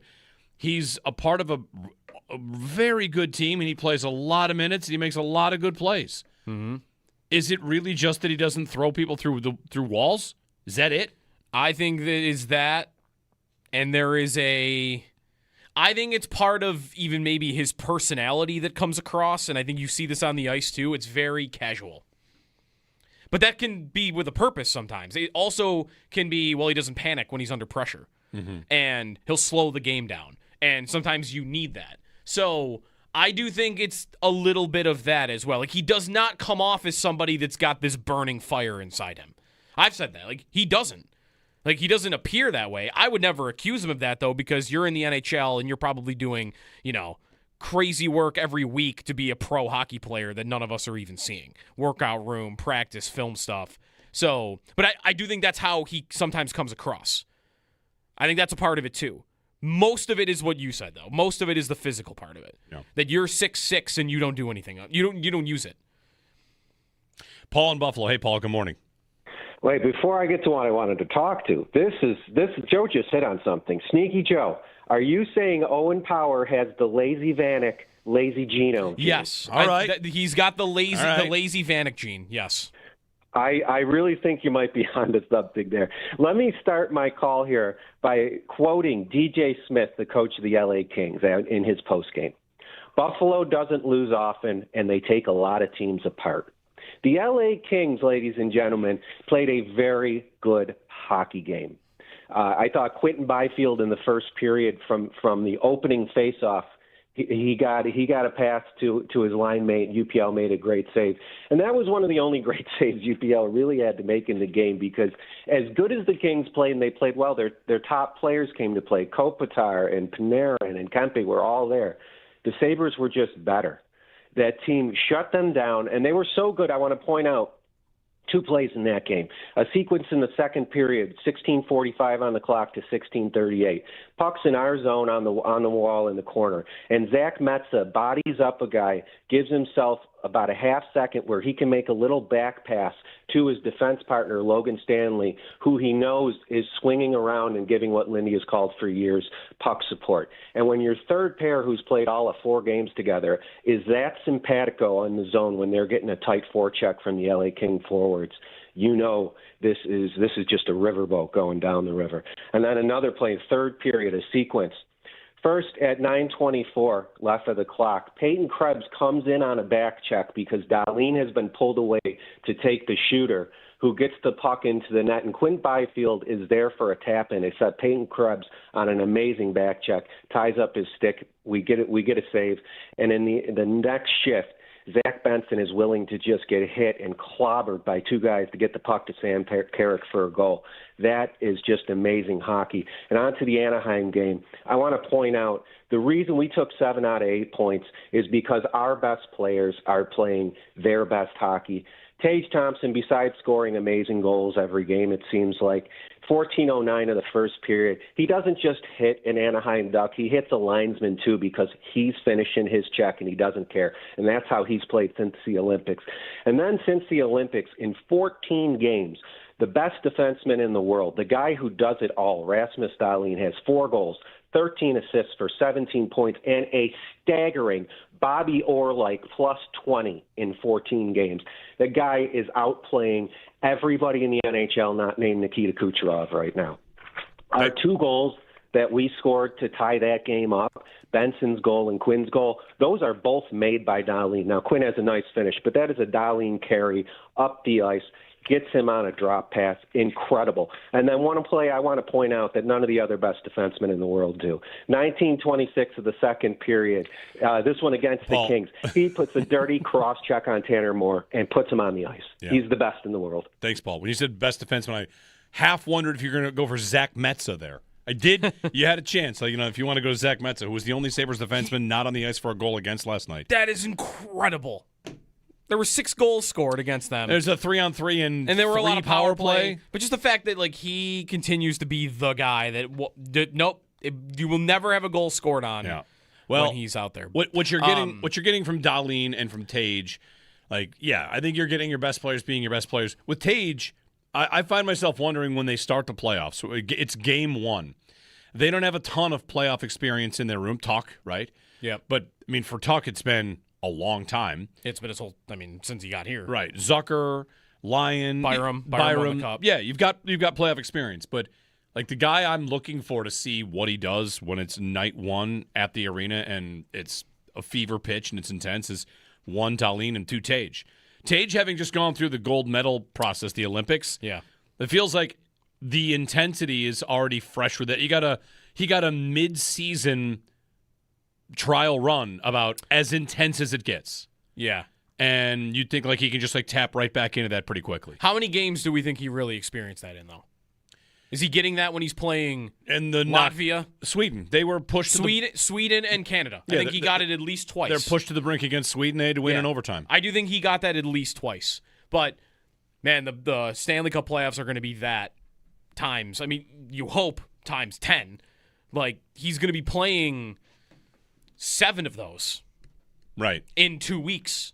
He played 2 of them probably in 2 weeks. I wouldn't want to give full go to the Germany game that's going to help you towards playoff experience when you're up 4-0 in the second period or whatever that game ended up being. So I'm not taking away the point at all. The Canada game might be all he needs for it. Right. The Canada game was so tight and so competitive and so intense and physical. That game is going to give you a taste of what you are in for now in the playoffs. And Dahlin, I just feel like Dahlin is kind of along the same lines as Paul. He's too good, too physical, too good at everything for me to think that guy's not going to be just as good when the playoffs show up. You see his tattoo? Tage's? Yeah. Yeah, it's an eagle. Eagle landing on the Olympic rings. Yeah. Did they all get that? Shouldn't they all get the same tattoo? All those players that won the gold? On the flight home, it should have been a conversation. Yeah. Let's all get it. Put it where you want it, but let's we're now a brotherhood, a secret, not so secret, a society of gold medal U.S. winners for the first time in, 46 years? Right. Let's all get it. I did a quick search. I don't got anybody else that's done it. They should all get it. That same exact tattoo? The same one. Who gets to pick the design? I don't know. JT Miller. What if JT Miller? What if Quinn Hughes is looking at that's a little much. I don't like it. I just want a gold medal on there. That's it. But you have a gold medal. Yeah, but I want the medal. You want a tattoo of the medal? Yeah. It's a strange choice. Look, here's the medal. You can look at this. It looks just like it. See, now it's on my arm. Now it's. What if Jack Hughes I can't have the puck, so maybe we can incorporate the puck into the tattoo for some reason? He's still fighting with the Hall of Fame about the puck? Yeah, he wants it for his dad, and he's not going to get it. He wants it for his dad. I think most of the controversy, he did kind of make a pretty strong statement, why the bleep do they have it? He was expletive filled when he first talked about it, but I feel like a lot of the controversy about it isn't that the Hall of Fame has it, it's that Canada has it. That the puck is in Toronto. And that is a lot of people's displeasure. We beat you. You don't get to have the puck. Yeah.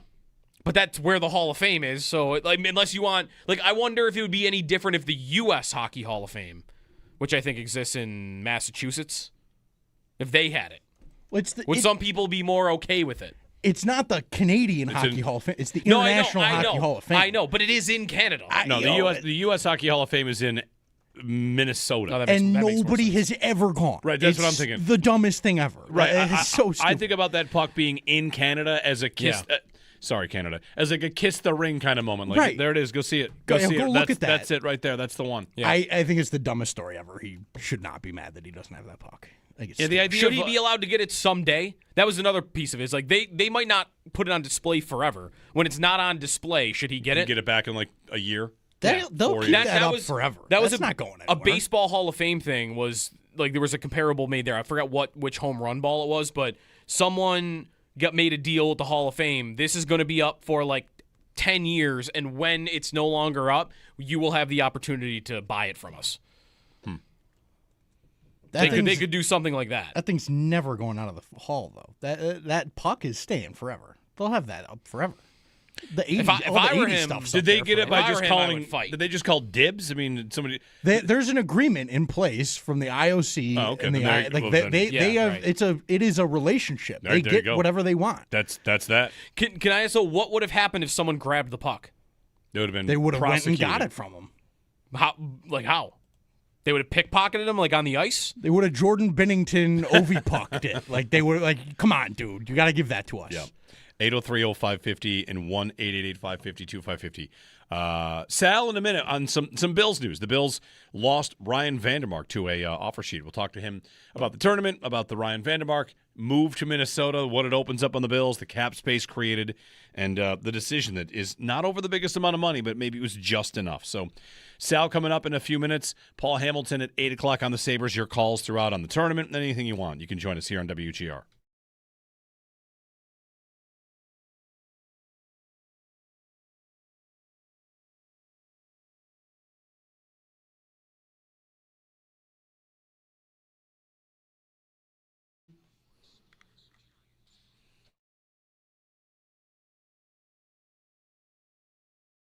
Jeremy White here for FanDuel.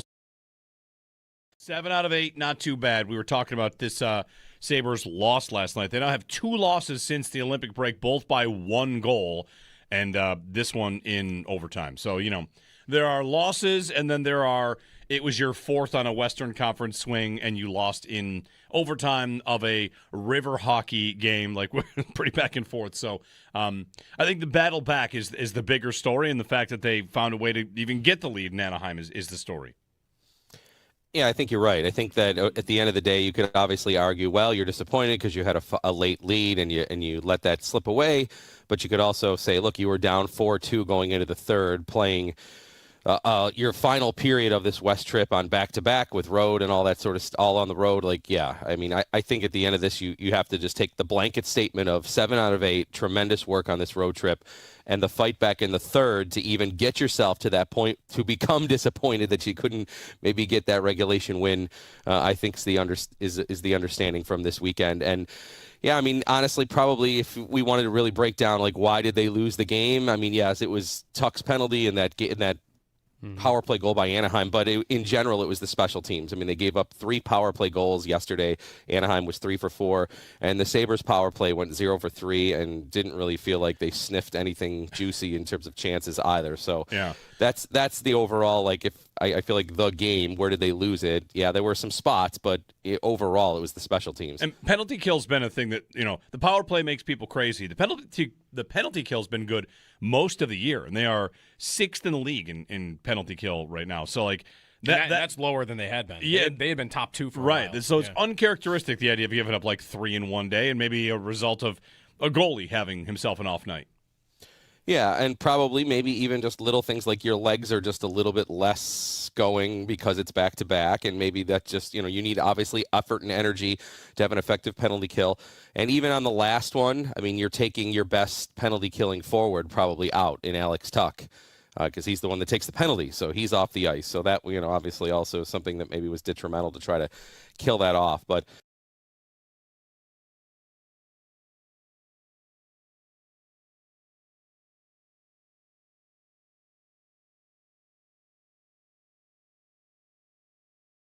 Brian, you also spent a lot of time at the arena this weekend covering the NCAA tournament. It was it rolls through Buffalo. It feels like it's a well-oiled machine at this point, right? Like people come to Buffalo, the games roll off, goes off without a hitch. Sabres come back. I wonder, your thoughts on the talk, big picture for the tournament here. It's kind of true of this area also, which is the lack of Cinderella. Do you buy it as a real big problem that's explainable by NIL and the portal, or do you feel like it's just kind of a couple of years here where this is just how it's gone? Yeah, 2 straight years, there's been no major upset, at least in the opening weekend, other than maybe what we saw with Florida, but I'm not considering Iowa some sort of Cinderella story. I mean, it's probably a factor that you're maybe not spreading out the talent as much, that obviously the larger schools are able, the power schools can spend more money and there's more talent heading elsewhere. But for me, for basketball, again, like it's not something, it's still just a lot of times one player can make or break it for you. So, I mean, I still feel like the mid-majors have an opportunity if you can just land one player and your team can be great because of it. But you're right. On paper, the last 2 years have been the worst 2 years in terms of the madness being mad. We're not getting it in Buffalo, unfortunately, even though I thought we got an attractive set of big-name teams and powerhouse teams. We didn't really, unfortunately, get that down to the final minute game that we have had in previous outcomes when we've had it in the rotation.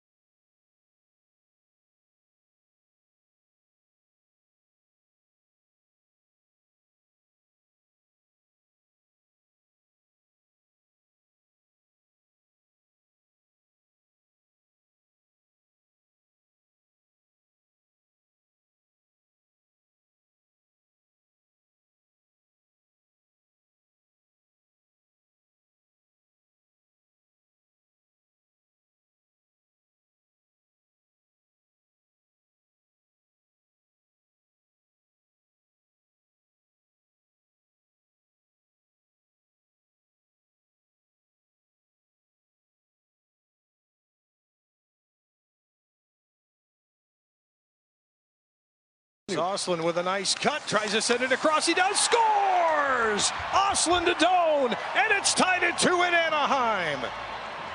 5-on-5, the Sabres are flying. An oddity to say the least, but the Sabres fell short last night to the Anaheim Ducks by a score of 6-5 in overtime. That concludes the Western trip after taking 7 out of 8 points as they return home to host the Bruins at 7:30 on Wednesday at KeyBank Center. In the men's NCAA tournament, some notable upsets yesterday. 9-seed Iowa upset 1-seed Florida 73-72. 6-seed Tennessee upset 3-seed Virginia 79-72 as well. Some other scores from the tournament yesterday. 5-seed St. John's defeated 4-seed Kansas 67-65. 1-seed Arizona defeated 9-seed Utah State 78-66.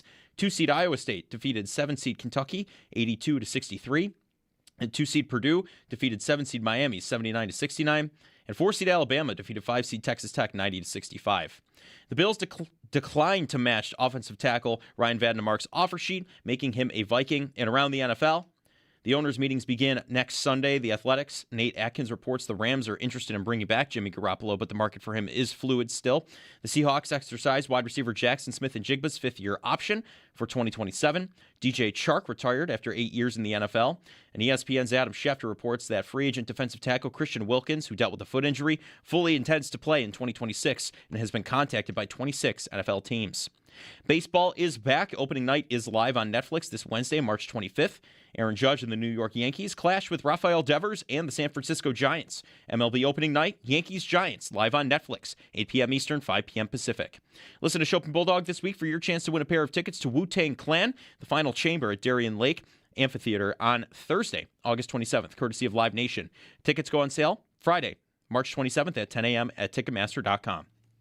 Those are your Paddock Chevrolet sports headlines. Paddock Chevrolet with you for the extra mile since 1935. I'm Joe Cali on Western New York's Voice of the Fans, WGR.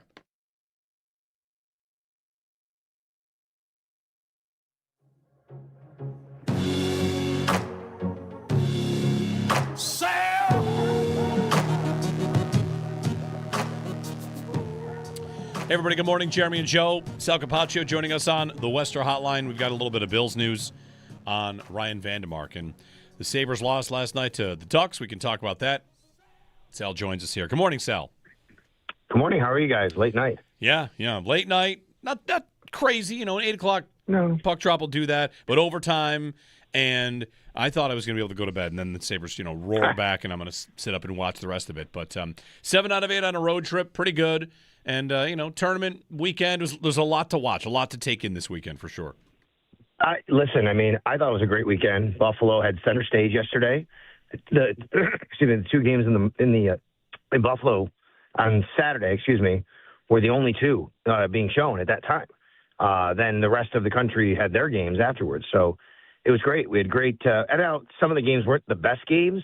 I think we had better, more competitive games the last time the tournament was here. But these were great teams.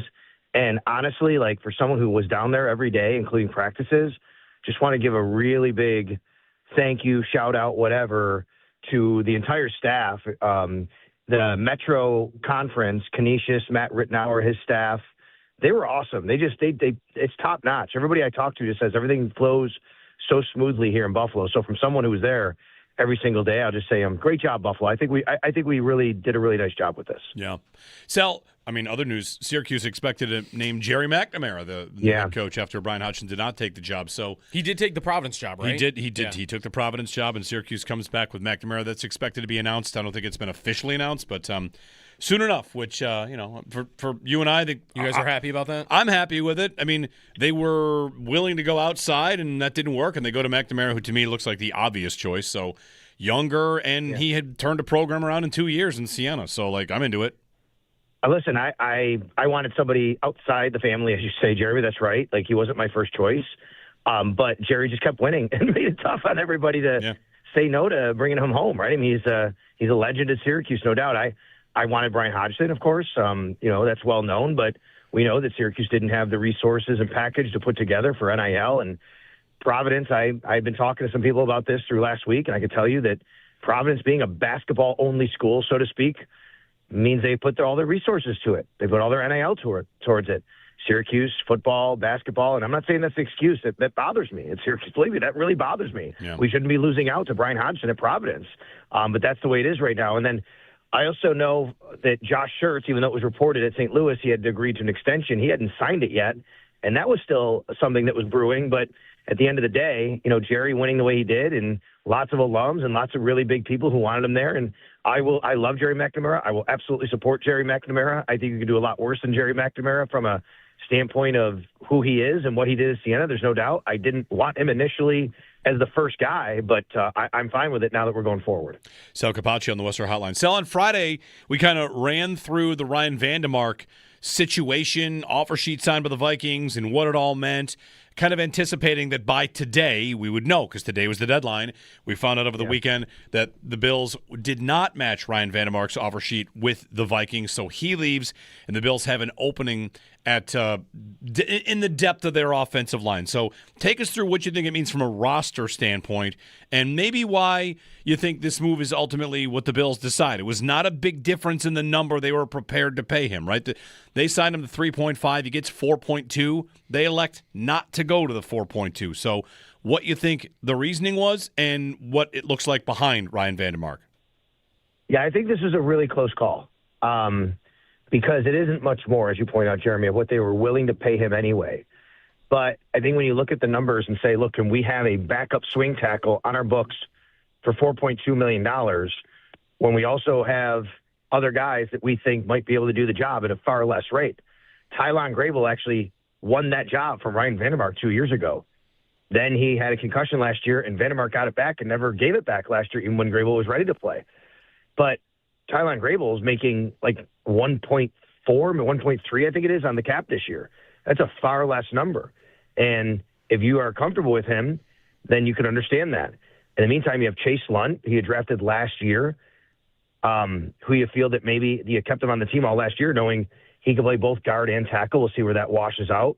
So I just think at the end of the day, as much as they like Ryan Vandermark, I think it was a tough decision, and they probably figured it's a little bit too rich for our blood to have this player at that number, considering it's all or nothing, right? Because by saying no, you clear 3.5. It's not just adding 700.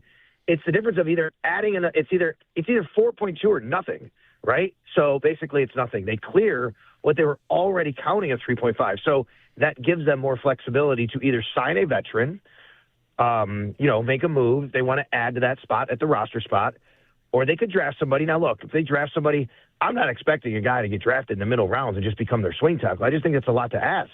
You could do it, but look what happened with Lund last year. He didn't even play. And Grable's been a couple of years now he hasn't played. Cedric Van Granger has been a couple of years. It's not that easy just to draft a guy and expect him to be a regular part of your offensive line. So I think the reason is it was just a little bit too much for them to justify paying $4.2 million for a guy that really isn't going to play a lot unless there's injury. You mentioned Lunt on Friday when we talked about this situation as well. Isn't that kind of in line with what Vandermark was, what Alec Anderson was? Like, those guys had been in the league for a few years, but never seen the field before they really got put into the roles they were in. Couldn't that be Lunt? Same thing. Like, you didn't really play, but maybe they like the guy getting his feet wet for a year or two before they actually get a chance. And again, it's not a starter's role, it's a reserve role. Yeah, I mean, I just think it depends on each guy, Joe. I mean, sometimes guys Tyler Grable came in right away and took that swing tackle job, right? So, he was a guy that they liked right away to do that. And they do have Travis Clayton on the roster, too. Now, this is a guy, international player. He's been on the roster for a couple of years. He hasn't played, but he's a tackle. They've invested some time in him as well. I just think they're going to go out and probably at some point sign a veteran to be a part of this group. It just feels like every year they do that anyway. Getting your feet wet. Look, they have a championship, contending team with an MVP quarterback, one of the best in the league, and I don't think you just want to go out there and reset your offensive line with rookies and say, let's just plug somebody in. So I think you're right, Joe. You want to get a guy his feet wet, so to speak, and develop him and really trust him before you put him in that spot. Sal Capaccio joining us on the Western Hotline on the Bills and the decision on Ryan Vandermark. Sal, with this offensive line, part of the reason is they stay so healthy, right? They haven't had very many opportunities for guys to get in, and left guard is still one that we're going to look at. Do you have a feel for how that plays out? Do you think it's a draft pick? Do you think they could sign somebody? We're talking swing tackle depth. They might have a starter job available that they still have to find a way to fill. Well, I do think Alec Anderson, it's his job to lose, so to speak, at guard. But that doesn't guarantee anything, right? I mean, he's got to go out and earn it. I just remember what Joe Brady said about, at the combine at this time of year. We were asking him about this, and he said, this time of year, you want everybody to want a starting job. And I think that, they're looking at Alec Anderson saying, okay, this is your job. Take it, and you can show that you can handle it. That doesn't guarantee him the job. He's got to go out there and do that. So, yeah, they might have that spot open. But, guys, I mean, you think about it, they've had a good offensive line last couple of years. Now, last year, more sacks than you wanted, no doubt about that. I think there's a lot of factors in that, but certainly you don't want that many sacks. But, again, here we go with 4 of the 5 starters coming back. Now, David Edwards is a nice player. It's a tough loss. But 4 out of 5 starters of that offensive line coming back is good. Matt Bove and I had Connor McGovern on our Always Game Day in Buffalo podcast the other day. And, you talk to Connor about that. He's the guy in the pivot there at the center, and he'll tell you how important that is. To have guys coming back, the continuity, especially because you have a new offensive line coach, Pat Meyer, taking over for Aaron Cromer. So, to have guys who've been there and can communicate to each other and understand everything is really, really, beneficial for them. So, yeah, I do think they'll go out. They'll probably I wouldn't doubt if they spend a draft pick on one. They drafted Nick Broker a couple of years ago. He's back on the team now. After being in the practice squad, he's on the roster now. You do have Travis Clayton. They're going to add more to the O-line. I wouldn't be surprised if we see someone in the draft, but I think a veteran to get added to this mix would make sense. Sal Capaccio on the Western Hotline. Thanks, Sal. You got it, guys. I like walking away from Vandermark for one reason. I know you'd love to have depth, but the Bills are constantly, what do you want to say, They have an overabundance of the low and middle class contracts. And they probably say goodbye to Vandermark and sign someone else to one that's similar on the free agent market. But, man, you've got a lot of actual job openings, maybe more than a lot in the years past. Linebacker, edge, maybe more depth in the secondary, but left guard. Like you have actual jobs to fill. And to go with another depth lineman, just it felt to me calculated from Minnesota's standpoint of they might match it, but I bet they went as far as they were willing to go on their cap, given all their contracts. So I'm kind of glad that he was able to just nothing against Ryan Vandermark. $4.1 million for a backup. The guy you would bring in to replace him should not be costing you. Well, should be costing you what, half that? Yeah, and I think that's so. what Alec Anderson makes. Like $2.5 million is his cap hit. Right, and he's probably right now. I mean, right now it's the case because he doesn't even have a guy you would say is really competing with him. He's the left guard, and he makes $2.5 million this year.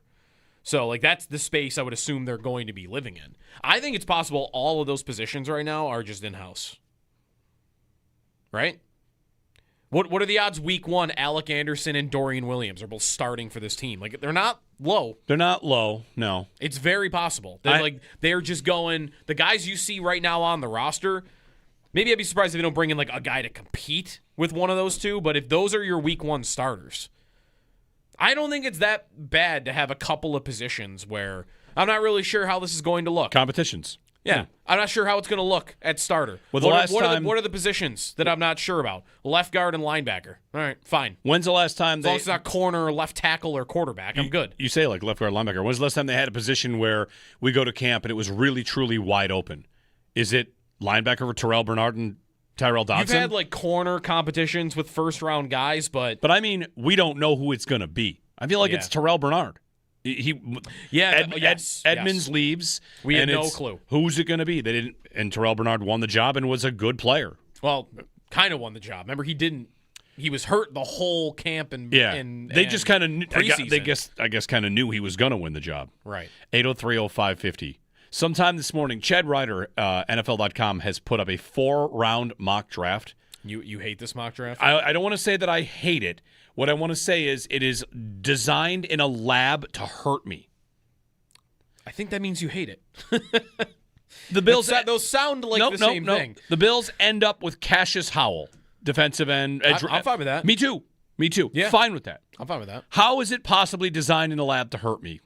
You want to just know real quick? They're going to pick a running back in the third round? No. What could they possibly do? Here's what happens. Owen's not his They head. just don't pick a receiver the whole thing? I'm only looking at the first round. Oh, okay. What happens is all of the receivers, all of them fall. I see. Tate goes 12th as the first receiver off the board. Omar Cooper 17th, which you're starting to see Omar Cooper rise up boards, which I get Jordan Tyson at 22. Ooh. Mekhi Lemon 23. Ooh. 25 right in front of the Bills. The Dolphins trade up and take Casey Concepcion. And then at 26, the Bills trade down with the Chiefs. No. Yes. Come on. Yes. I mean, like, listen. That's just been there to be funny. That's what I'm saying. This Chad Ryder mock draft. They get Cassius Howell. If you just show me a mock draft where they just get Cassius Howell, all right, that sounds great. You tell me all the receivers made it to basically the 20s, and then you trade down with the Chiefs again. It is designed in the lab to drive me nuts. What do the Chiefs get? They take an offensive lineman. Okay. But that's what they need. Don't do that. Even though they're down and beaten and battered, I guess the only way it could be worse is if they trade down with New England. You're right. That would be worse. Patriots also take a tackle in this draft. Anyway, man, if Jordan Tyson gets there to 22, I think I don't think Jordan Tyson where are these people that have Lemon and Tyson going that low? You're seeing Omar Cooper is moving up the boards. Well, he's moving up, but those guys are moving down. Someone's got to move down if he's moving up. I've seen Concepcion ranked like wide receiver 5 now. I don't think they're taking a receiver in the first round. I will, of course, on draft night when it's the 23rd pick and Jordan Tyson is still there, start to freak out. Because, of course, they should do that. That's what would make me the most excited is if they took a guy because it felt like we can't not do this. Anyway, they're not taking a receiver. They're taking an edge rusher. Jeremy and Joe, Paul Hamilton coming up, wrap up the Sabres road trip. They lost in Anaheim. They got 7 out of 8 on the trip. Jeremy and Joe here on WGR.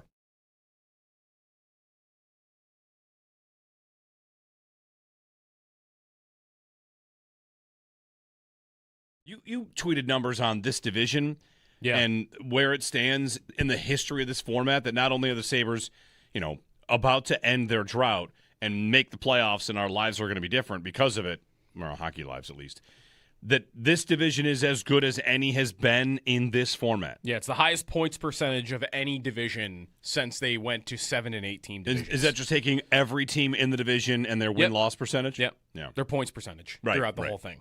And part of that is the bottom a little bit. Like, there's no team in the Atlantic right now. Well, this was true as of yesterday. There was no team that was below 500. Right. Like, Toronto was in last, and they are exactly on pace for 82 points. 29, 29, and 13. In 82 games. Like, so you do not have a 50 or 60-point team like you will sometimes get. That is helping it a little bit. But, yeah, you've got 4 teams on pace for 100 points in this division. And they have 2 that are on pace for, 98. Like, you've got a lot of Jeremy good White here for teams. I don't know AAA if Insurance. If You can go to people feel like they AAA.com. have a lot of great teams. Part of it is 4 or 3 of the top 4 have never really been to the playoffs lately.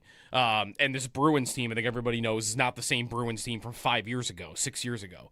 So I don't know if they have the reputation as being like, this is the best division we've seen, but statistically, as of yesterday, it was the best division. There have been 52 of them in 13 years, and this is the best one that have been this large, right? Like, because, it's easier to win a 4-team division, I think, just in general, than it would be to win. I've got to be number 1 out of 8 different teams.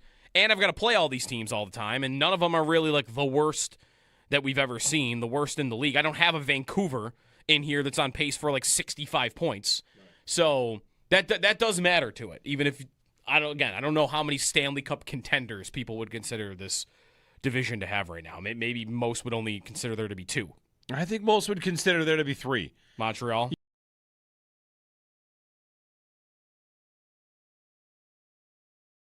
Yeah, I mean, up and down the ice, I think the Sabres can play that way. It was infuriating me more over the weekend, the idea that they were, it's almost sticking now as a joke, right? Like as a mockery of the guy that called them a river hockey team, because they are not a river hockey team. They still, to me, they are not that. Can they play that way if the opponent dictates that type of game? Sure, the third period, Lindy even said it. They played we're going to have to play all-out pressure, and Lyon's going to have to make some saves. I even told him that in the second intermission. You're going to have to make some saves because, why? We're down 2. We're going to have to go full-court press, all out, and they did, and they won that period 3-1. They can play that way. I just don't think they choose to play a river hockey style on a game-to-game basis. So I was getting a little annoyed at that over the weekend. The guy that said it, not that we're having fun with it. I can't be annoyed with it. It's too good. The shirts are too good to be mad at us doing it. And it's made it so far, one player accusing the Sabres of playing river hockey, that I was going to bed. It's 4-2 Ducks. All right, I'm going to start to get ready for bed. And then I get a text, and because the Sabres comeback kind of happened pretty quickly from the 4th to the 5th goal. Yeah. And the text is people whitewater rafting. And I'm like, this clearly means the Sabres have stormed back. Yep. So, hey, all in on all the river hockey stuff. Yeah, the Power and Benson goals are a minute and a half apart. Yep. Minute 32 apart. Apart. That's when I got the whitewater rafting text in one group chat. So, yep. Hey, this Sabre season has a language all its own.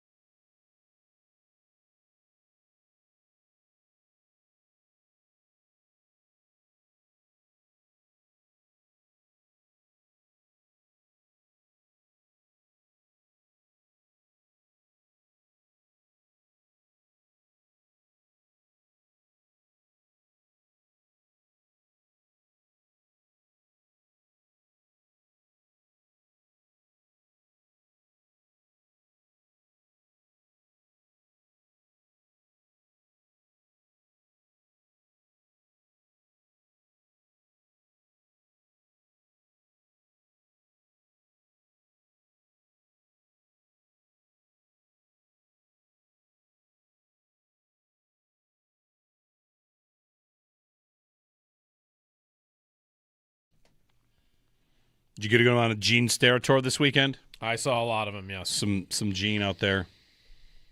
We should have a conversation about the end of the Iowa-Florida game. Iowa getting that 3 to win. Yeah.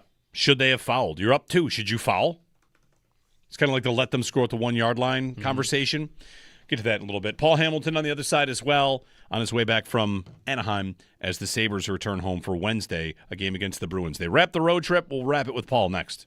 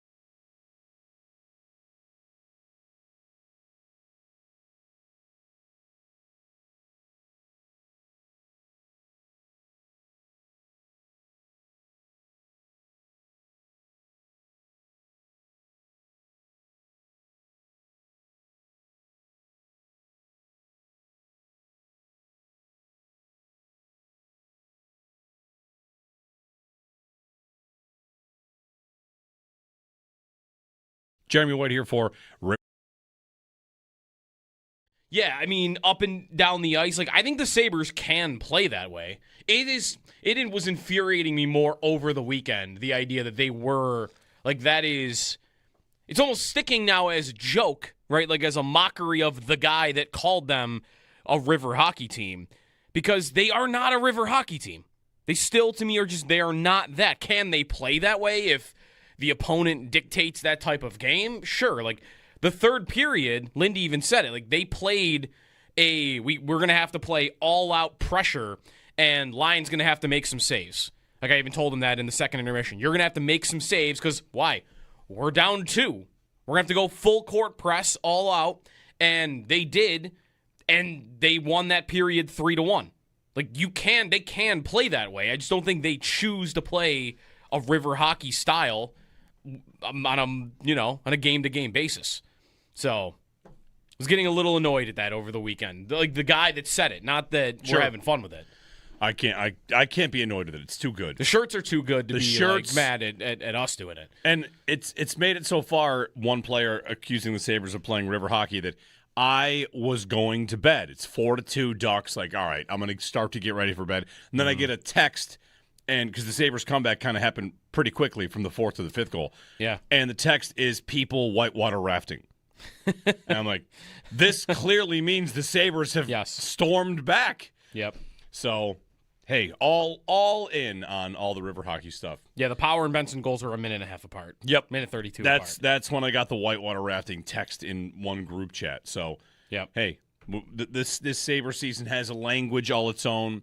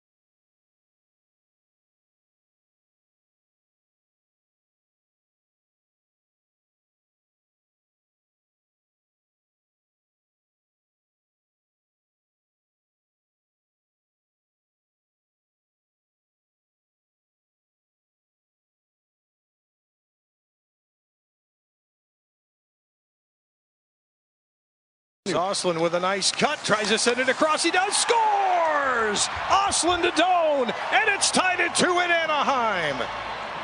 5-on-5, the Sabres are flying.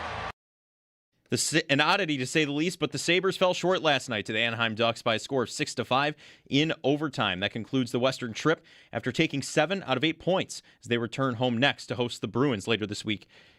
In the men's NCAA tournament, some notable upsets yesterday. 9-seed Iowa upset 1-seed Florida 73-72. 6-seed Tennessee upset 3-seed Virginia 79-72. Some other scores from yesterday. 5-seed St. John's defeated 4-seed Kansas 67-65. 1-seed Arizona defeated 9-seed Utah State 78-66. 2-seed Iowa State defeated 7-seed Kentucky 82-63. 2-seed Purdue defeated 7-seed Miami 79-69. And 4-seed Alabama defeated 5-seed Texas Tech 90-65. The Bills, they've declined to match offensive tackle Ryan Vandemark's offer sheet, making him a Viking. And around the NFL, the owners' meetings begin next week. So the Seahawks have exercised wide receiver Jackson Smith-Njigba's 5th-year option for 2027. DJ Chark retired after 8 years in the NFL. And ESPN's Adam Schefter reports that free agent defensive tackle Christian Wilkins, dealing with that foot injury, fully intends to play in 2026 and has been contacted by 26 NFL teams. Baseball is back. Opening night is live on Netflix this Wednesday, March 25th. Aaron Judge and the New York Yankees clash with Rafael Devers and the San Francisco Giants. MLB opening night, Yankees-Giants, live on Netflix, 8 p.m. Eastern, 5 p.m. Pacific. That's your Paddock Chevrolet Sports Update. Paddock Chevrolet with you for the extra mile since 1935. I'm Joe Kelly on Western New York's Voice of the Fans, WGR.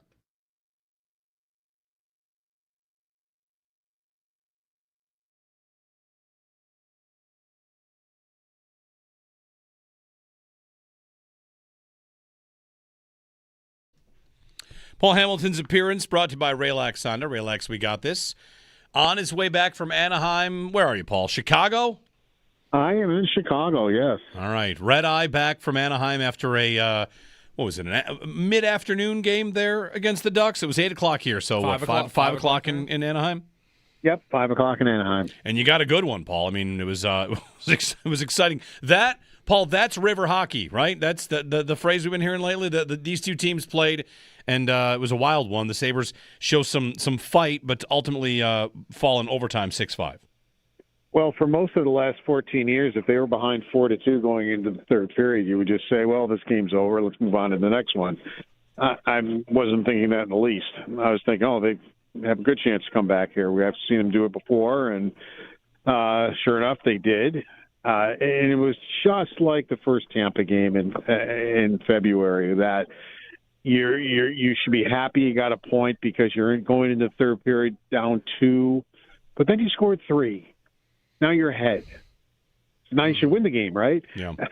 And now you didn't win the game because Alex Tuck takes a dumb penalty and not something he's done that before. It's something that he has a bit of a habit of, and the team has a habit of. They've gotten out of the habit recently, but with basically a little over 2 minutes left in regulation, and now they pull the goalie. It's a 6-on-4, so you got 2 guys running free, and one of them scores. So, and it's the 8th time this year that Anaheim has tied a game with less than 2 minutes left. The first time any NHL team has done that, so they know how to do that. And then Thompson he tied himself up over on the boards. The puck was coming his way, and he was like in good shape. And next thing you know, he kind of like trips over himself and then kicks the puck, and Terry winds up with a breakaway. And as Alex Lyon says, he's a pretty nifty player. Lyon said he's faced him on breakaways before, and he knows, he can put nifty moves on, and he wins the game. So you say to yourself, and I still don't know the answer to this question, are you pleased because you came back from a 2-goal deficit? You weren't playing very well. It was the first time in months that Alex Lyon probably wasn't Alex Lyon. He struggled a little bit, and he was great in the third period. He made I think he saved 3 or 4 breakaways in the third period. And Lindy Russ said that was by design, basically, because they were going for it. And he told Alex Lyon, you're going to have to make some big stops. And he did. And I love the way the 2 Sabre goaltenders battle. Lucan and Lyon, even if it's not going their way, they just battled. And he battled in that third period to keep the team in the game until they took the lead. And so I don't know. Do you say you did a good job by getting a point and now you leave with 7 out of 8 points on a West Coast trip? Or do you say, well, you came all the way back, you had to lead. You're pretty good at defending leads, and you should have defended it and walked away with a win. I think the balance I like here is that I feel great about it, and I like that they maybe don't. They feel like they let one get away. Paul, I asked these guys, and you referred to Tuck's penalty as a dumb penalty. Give me on the dumb scale. Like, how much of a problem do you have with the Tuck penalty there? A lot. You just don't. It's a neutral zone. Don't get your stick tied up in somebody's feet, and it's just kind of a mindless thing. And he's such a good player, and we all know that. And he does so many good things, but it's not the first time he's run to the penalty box late in the third period. And I don't remember if those other times cost them goals or not. But I know he's been one of many that have done that, and it's not just him. It was a real problem for this team for a while. They had to kill penalties down the stretch because they were taking late penalties. So they had gotten that out of their game, but it propped up there, and unfortunately it cost them a point. But, I'm not going to sit there and say Alex Tuck is a bad hockey player or whatever. I mean, he does a lot of really good things, and it's just that was one thing that, he'd like to have back, I'm sure. Did you see anything in the penalty kill that you noticed different about, getting sloppy, or is it just it's Lyon not looking like himself on the night? Well, that one was you got 2 extra guys running around, and it's a 6-on-4. They pulled their goaltender. And the Sabres were within inches of getting that puck out, and it would have been McLeod right there. I'm thinking with his speed, he probably outraces the defenseman and winds up with an empty net shorthanded goal. But they didn't get it past that defenseman, and that defenseman kept it in. Now Granlund's got the puck. He's going towards the slot area. It's wide open. As I said, you got 2 guys free, and he just rips it home. So I'm not going to blame them on that one. If I recall, one of the goals was screened, and the other one I thought Lyon fought it, and he looked, and it looked like he could see the puck. He was looking around, one of the guys, but it looked like he had a clear view of it. Kreider's shot's a one-timer. I thought Lyon got over there in time. He read it very nicely, but Kreider, he's a power play player, always has been, and he knows how to be a little bit sneaky there, and he got it through. And with the power play goal, but yeah, would I like a big save on Kreider's goal? Sure. The Sabres power play, Paul, they also go 0-for in this game. They had the puck, it felt like, in the Anaheim zone the entire time, especially those couple in the second period. But maybe that's also how Anaheim plays. I don't know if you noticed that. Like, they maybe are more packed in, and they kind of let you pass it around and just take away anything in the middle. Yeah, and you know how I've been was talking about all year that if they just would bring the puck out from the corner that's wide open, and teams will let them do that. Anaheim wasn't letting them do it. I saw Doan at least 3 different times had the idea, took one step to take it out of the corner, and they took it away. So now teams are figuring out that the Sabres like to do that a little bit, and because they'd scored some goals on it, and at least one team took it away from them. They did move the puck around, but it was on the outskirts. They really didn't have shots. You could tell they were getting a little bit frustrated with it. Let's be honest, that was a special teams game. They lost a special teams battle 3-0. So, it's when you lose the special teams battle 3-0, it's going to be awfully difficult to win. But don't forget, too, until that 5-on-5 goal was scored by Anaheim, the Sabres had not given up a 5-on-5 goal since Domi scored 53 seconds in the second period for the Maple Leafs in Buffalo. That had been the last 5-on-5 goal they had given up. That's the other reason. They had given up 3 goals on the trip. Yeah, and 2 of them were in this game, and they all were power play goals. That's the other reason I don't feel that bad about last night's game, Paul. Is look at them have the energy even in the pace to come back in the third period. You don't even think about the fact that they played the night before. And I think we've said that a lot, when they play back-to-backs. They have a winning record, and they had the gas in the third. They just don't seem to, like, they were the better team last night at 5-on-5. They just don't seem to be as affected by the fact that they played the night before than I'm sure a lot of teams in the league. Well, look at it, what they are on the second day of back-to-backs. They're 7-1-3 on the second day of back-to-backs. And I believe they're 7-4 on the first game. That's not bad. Yeah. When you're in back-to-back games, 7-1-3, they'll take that any time. So they've won a lot of games in back-to-backs in the second game, and they have a new strength and conditioning coach that maybe has something to do with that. That they're they are able to handle back-to-backs better. Lindy Ruff talks to him a lot about practice and should they practice, should they not, should they just meet, should they just go in the gym, should they have a short 20-minute practice to work on something he wants to work on, and all that seems to be working because you don't go 7-1-3 if you're tired all the time. Paul Hamilton joining us. His appearance brought to you by Raylex Honda. Raylex, we got the Sabres. Paul, the Kings game, I want to make sure we get that in as well. They played back-to-back. They played the Kings and the Ducks. And Sam Carrick scores again.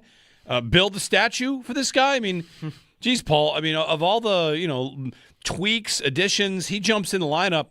He has 5 goals with the Sabres after 4 goals with the Rangers in 60 games. Like this, the Carrick acquisition looks about as good as you could possibly ask for of any acquisition. And you would call that a goal scorer's goal, that last one against the Kings. But you love the play Benson made. Benson will always take a hit to make a play. He got hit by 2 guys, and he got clean. I mean, they hit him hard. But he saw it coming, knew it was coming, but he takes a hit to make a play, gets the puck to Carrick, who now, since 2 guys decided they hate Benson enough that they want to try to drill him through the glass, that it leaves Carrick, and he has an open lane to the net, takes it, put a nifty move on the backhand, and winds up scoring the goal. How did you feel, by the way, about the fourth line in general? But we had talked with you, like, that Benson maybe hadn't looked the same or hadn't looked right since the Olympic break, since the injury, and he ended that road trip on a 3-game point streak, and really that fourth line was playing fine, I think, before he went down there, but they were creating more offense, especially when he was on it. I'm trying to think of the game that I wrote that he was back. That I go there. That's the Benson we've been waiting to see. Might have been the Toronto game. It was one of those home games, late home games, before they went on the trip. That he started looking like himself again, and it's not just because he's getting the points. It's just what we talked about. Taking a hit to make a play, causing havoc, getting guys to come. When McNabb came across there, as Lindy Ruff said, and I thought the same thing as I watched it. That was a hit from the 70s that McNabb laid on Benson. Because Benson goes to the middle, he's got his head down, McNabb sees it, and he takes the hit.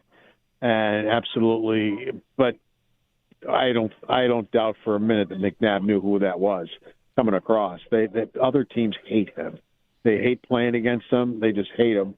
And I'm sure McNabb knew that was him coming across with his head down. They'll return home, Paul, and one thing about this upcoming homestand I think is kind of fun to think about is potential playoff previews. Boston, Detroit, and the Islanders, 3 of the 4 games here in Buffalo. So we get a look, because they are very likely, it's not locked up yet, we know they're going to make the playoffs. They're also very likely to open at home at this point, unless Montreal and Tampa both chase them down. So homestand, playoff previews, what's not to love? Yeah. That's been a while, eh? Mm-hmm. And we already know who Rasmus Dahlin wants to play. He wants the Red Wings. So he after the Olympics, we asked him about Raymond, who was, I think, the leading scorer from Sweden in that tournament. I'm almost sure he was. And Dahlin, there was a lot of busting going on. Dahlin first said, he goes, well, everybody knows the Sabres are coming to the Swedish locker room. And so he was talking trash in there, and he goes, I would love to play Detroit. I can't stand Detroit. He goes, I love beating them, and I love beating Raymond. Nice. So we already know who he wants to play. Everyone seems to want Detroit for one reason or another. The only team that's like in the mix with a negative goal differential. I mean, they might not make it though, Paul. Like they're not in a spot. This is like the 3rd year in a row where Detroit's been in a playoff position all year, and then in the last month they kind of blow it. Yeah, and don't forget too the Detroit game. And I remember mentioning it then that, if the Sabres somehow make the playoffs, it certainly wasn't looking good then. But I said that would be the game to maybe look back on when they were behind 4-1 in the third period. That was Dahlin's first game back after he went to take care of things with his fiance in Sweden. He came back with a smile on his face. It was the happiest I had seen him in a long, long time, and it was contagious. And they came back and won that game, and won it in regulation. Down 4-1 in the third. So I would still look back at that game as maybe the start of all this. It wasn't. They did go on a little mini losing streak after that. They lost 3 in a row before December 8th rolled around, and then they took off. But I still think that Detroit game was one that really got them rolling. On the blue line, quickly, Paul, like the third pair was pretty solid there the last few games of that road trip, Stanley and Metsä. Do you feel like Lindy will likely just keep rolling with that, or do you think he'll have a appetite to get somebody else in the mix? No, that pair is working, and anybody can see it. Anybody can see that Metsä is their 5th best defenseman and needs to be in the lineup every game. They want size, so it only makes sense that Stanley is going to be the one. I think everybody else they traded for depth, Pearson and Shen, and even Carrick, to be quite honest. But he also has become a fixture in the lineup, and we all know why. But Stanley was the guy that I think they thought was going to be in the lineup, and I think he's played. I think he and Metsä are a very good pair because Metsä plays a very level-headed game. He can help his partner if his partner gets into a little bit of a schmozzle, and has helped his partner. I had Stanley as my first period walk-off a couple of games ago, and he's really enjoying playing with Metsä. He said that it's been almost immediate chemistry with him, and he's really enjoyed playing with him. So, no, I think that's their third pair. Paul Hamilton, Paul, safe travels back, and we'll check in on the homestand. Okay, take care. His appearance brought to you by Raylax, Sonda, Raylax. We got this. Sabres will play Boston on Wednesday at KeyBank Center. Speaking of the third pair, did you see the Michael Kesselring social media stuff from over the weekend? I did see this, that Michael Kesselring has unfollowed the Sabres on social media. He did, and then refollowed them, I guess, like a half hour later. Okay. Which could have been anything. That could have been, the agent being like, hey, don't do that. It could have been you hit the wrong button. Could have, I guess it, somehow. I guess it could have been that also. But he also is the guy that talked about the first week of the season, how it was very different being in a hockey market that's very critical of you. That was they played Utah in the first week, and we kind of freaked out about that when it happened. A little bit. You don't say that. Don't talk about how critical we are the first week you got here when no one had even been critical of him yet. And a season's gone by, and it hasn't gone well for him, and I just wonder what his mental space might be in right now. I just think, is it possible that he was scrolling his phone? It's possible. And he saw too many Sabres updates. He's like, I'm on the team. I don't need these updates. And he unfollows them. And then Does it help, though, at all, the idea that maybe he did do it on purpose, that he tweeted at the trade deadline, liked some posts about how the Sabres don't need Colton Parayko, glad it didn't happen. And then he also posted a highlight video of him in Utah and said something along the lines of, you'll all see when I'm back to this, like something like that. I'll get the exact wording on that because I don't want to misquote him. Is he getting traded? But he's been posting on Instagram some things here and there that kind of point to, like, I don't know, that he's online or he's out of here. He's traded in the offseason. I think he's UFA. I think he's RFA. I think RFA. Yeah, he's like. I think that he knows he's been pushed out. Yeah. I think it's just it didn't work. They got Doan. They don't need to worry about the deal looking horrible, and the GM's gone. No, it looks like a win without him. Right, exactly. So it feels to me like he's probably out. Just with the way he's talked, like you said, Joe, like he didn't seem to really jive with the city right away, and it doesn't seem like it's gotten any better, and now he's buried. And, like, he's probably ready to go. RFA at the end of the year, so. RFA, yeah. I could see why. Like, he's battled through injury all year. He even really said, I think around the Olympic break, that he's got it. He's got something, and he's going to have to deal with it the rest of the year. that he won't be back to 100% for the rest of the year. So if you're battling through injury and your job gets taken from you, I mean, I could see why that would be frustrating. The thing that I would just want to say is any idea that this goes back to what he said in November, I hope he doesn't think like he is the source of all of this criticism, because how often does he come up? Oh, almost never. He's not like this lightning rod that everyone's always debating and yelling at. If like Power was saying the stuff he was saying, Power would make way more sense. That would for be, that kind of thing. that would matter to everybody. But he's a throw-in for the deal because Doan's been what he's been. Yeah, and nobody really needs anything out of him. He's played in 32 games this year, and 1 point. I don't know. Two. Sure, Two. He's got 2 points. Good. Which, good for him. whatever. I can't tell you I remember a shift. There were a couple times when he got back after like 4 or 5 games where he was flying around. I was like, all right, there's the speed. Yeah. But it never came together, and he never. I said this the whole time with him. I think it's really hard to jump into this system quickly and feel okay, especially as a guy that's supposed to be able to skate and move the puck. Like Stanley can come in and just kind of do Stanley stuff. Anybody can do that in any role, but like. Not any role. Anybody can do that on any team. That role is needed. Kesselring was supposed to be a real puck mover, sort of dynamic guy, and he was hurt for the start of the year and then had to jump in, and they were flying already, and like that's probably pretty tough. Yeah. Well, he'll probably play in the playoffs. Everybody plays. You go deep. You got if you go deep, people play. Guys get hurt. Who's ahead? I mean, I'm only looking at like guys will get hurt. This is the same as me saying how many defensemen down is he though? 2. That's what I was thinking. Two that are not in the lineup. Yeah, he's behind Timmins. Timmins, I think almost for sure. Is he behind Shen? Timmins was good for them. So what do I need? Do I need 3 injuries for him to get? I think he's above Shen. I'm treating Keon Coleman, which is like he's on the team. And I don't think ideally putting him in, but you're gonna have moments where I just feel like you'll probably look to him. But if you're the 9th defenseman, how do you get in? I want him ahead of Shen. I'm with you. I think he's above Shen personally. I think he is too. It depends on the player that goes out. That's true. Right. Like if a I feel like I don't know much more about Timmins than I do about Kesselring. Like I know Timmins can penalty kill, and that's about it. Yeah. He's. I liked Timmins a lot at the start of the year. I was excited about what he was doing. Here's what you know about Timmins. Who did Lindy trust more?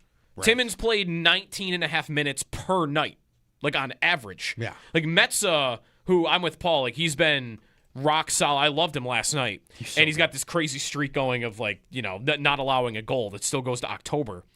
But Lindy has not played Metsa in a game this year for 16 minutes. He's not played a single game for 16 minutes. Timmins averaged 19 and a half minutes. So Lindy clearly showed a faith in Timmins when he was on the team that he has not showed in any of those other depth defensemen. So I don't know what his health status is though. He broke his leg. I don't know. He was on this trip, I think. He was on the trip. Yep, he was there. But if on the ice, is he as effective as he was before? And even before, it was debatable. Like 5-on-5, he kind of got his head caved in. Broken leg, you can. If you're healed up, like you're good. That's kind of the end of it. 803-0550, our number. Cinderella being gone. You guys buy it? We can talk about it on the other side if you want. No Cinderellas. There are no double-digit seeds. Iowa can't be a Cinderella. Well, Texas is a double-digit. But. Sorry, yeah, you're right. Sorry, 11. But they're Texas. But last year, like the last 2 years in the tournament, last year I saw some numbers on this. The Elite Eight was all 1s and 2s, except for 1-2 was not in, and it was a 3. It was 4 1s, 3 2s, and 1 3 were the Elite Eight. Cinderella is supposed to make it how far? Right? Isn't Cinderella as the concept?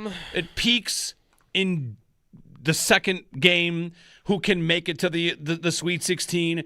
Then we get this week, and you wake up on Thursday like, all right, Duke's playing who? Looks like a free pass. I mean, we've got our occasional George Mason makes it or whatever, but I think that again. For me, the star of the tournament is the tournament itself. And if Cinderella is the Cinderella teams are in this game, in these games like Siena was, then that delivers. I actually don't need Siena to win the game. I need Siena to put the fear into Duke. And if Duke gets knocked off, I get to laugh about that. But I don't really know. I saw some numbers on this. that like what might be different, what's changed, and it's basically that, among other things, if you did like the Ken Pom ratings of these teams, the teams that are 13, 14, 15 seeds are weaker than they used to be. And the teams that are at the top are stronger. So, you're 1 versus 16, you're 2 versus 15, you're 3 versus 14. They're not the same as they used to be. And that could be NIL, that could be transfer portal. You could see it in the numbers of the power rankings over the course of the year and last year, that these teams at the bottom aren't as good. Yeah. I think a lot of it too is it's the mid-major point, right? It's not just low seeds. If a mid-major was having a great year and was a 5 or a 6 and they were going really far with this incredible historic year, like that would feel different. It's the team that you never heard of before, and them just going on this run is the greatest thing that's ever happened in that program's history. High Point winning a game was the highlight of their program. Whereas Texas and Iowa making his 9-11s the Sweet 16, what is that, the 50th most impressive thing that they've done in athletic history at the schools? Like, that's a part of it. Like, where are I'm looking back over time. St. Peter's in 2022 was a 15 seed, made the Sweet 16. Like, the thing that will be remembered for them forever. Like, that's the school that you're looking for. I guess I don't know how different it is, though. Like, are we just making this a bigger deal because it feels like it fits with the whole NIL conversation? Or were there actually a lot of years in there 10, 15 years ago where, this is kind of what happened. There wasn't a 14 that made it to the Elite Eight. You also have conferences have gotten a lot bigger, right? Like, you're just larger conferences, and some of these mid-majors get swept up into the bigger conferences. And all of a sudden, like, well, there are fewer that exist, and the ones that replace them. Yeah. I guess we were spoiled post-COVID because 3 years in a row, a 15 seed made it to the Sweet 16, won multiple games. Oral Roberts, St. Peter's, and Princeton. And you haven't had that in the couple of years since. So, but before that, like the lowest seed that made the Sweet 16, Oregon is a 12, Syracuse is an 11, Xavier is an 11, Gonzaga is an 11, UCLA is an 11. These are not mid-majors. Right, I was going to say, like, those were the lowest seeds that made it this far. Right, you're not allowed to be considered Cinderella. Like, Syracuse making it as an 11 seed is not Cinderella. No. You have to have almost never heard of the school. That's pretty much how it goes. 803-0550, 1-888-550-2550. Talking Sabres, got some mock draft news to get to as well. It's mock draft season. We're getting into that. Join us, 803-0550 here on WGR. Yeah, I mean, up and down the ice, like, I think the Sabres can play that way. It was infuriating me more over the weekend, the idea that they were, like, it's almost sticking now as a joke, right? Like, as a mockery of the guy that called them a river hockey team, because they are not a river hockey team. They still, to me, they are not that. Can they play that way if the opponent dictates that type of game? Sure. Like, the third period, Lindy even said it, like, they played we're going to have to play all-out pressure, and Lyon's going to have to make some saves. Like, I even told him that in the second intermission. You're going to have to make some saves, because, why? We're down 2. We're going to have to go full court press, all out, and they did, and they won that period 3-1. Like, they can play that way. I just don't think they choose to play a river hockey style on a game-to-game basis. So, I was getting a little annoyed at that over the weekend. Like, the guy that said it, not that we're having fun with it.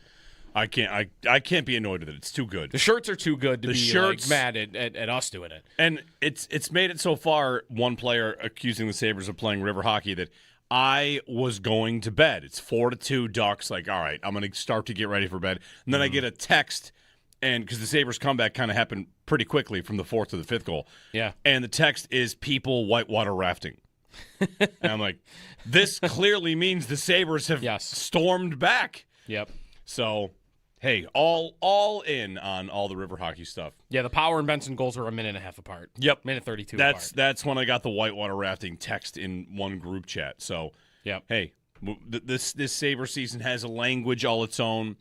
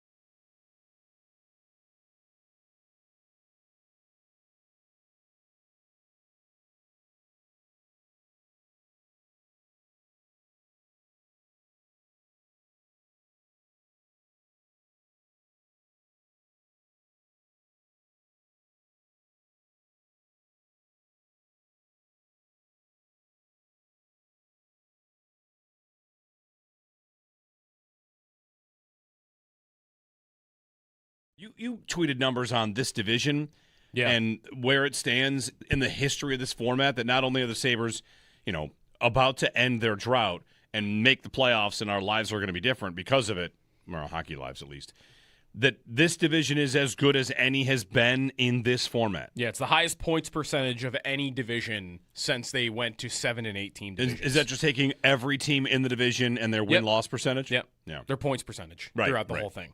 And part of that is the bottom a little bit. Like, there's no team in the Atlantic right now. Well, this was true as of yesterday. There was no team that was below 500. Right. Like, Toronto was in last, and they are exactly on pace for 82 points. 29, 29, and 13. In 82 games. Like, so you do not have a 50 or 60-point team like you will sometimes get. That is helping it a little bit.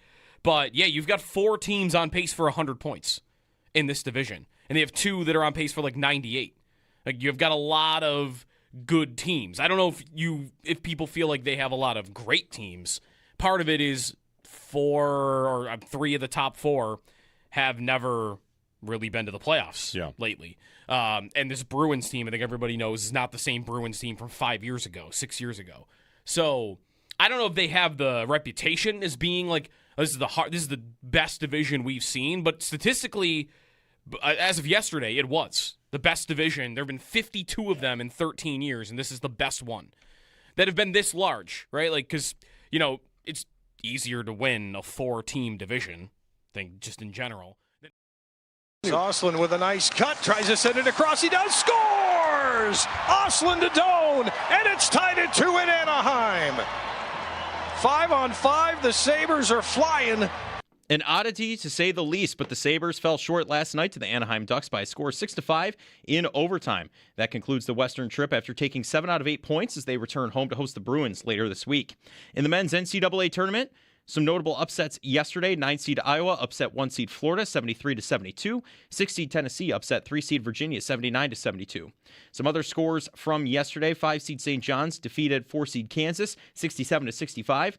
1-seed Arizona defeated 9-seed Utah State 78-66. And 2-seed Iowa defeated 7-seed Kentucky 82-63. The Bills declined to match offensive tackle Ryan Vandermark's offer sheet. That makes him a Viking. And around the NFL, the owners' meetings begin next week. The Seahawks exercise wide receiver Jackson Smith-Njigba's 5th-year option for 2027. DJ Chark, he retired after 8 years in the NFL.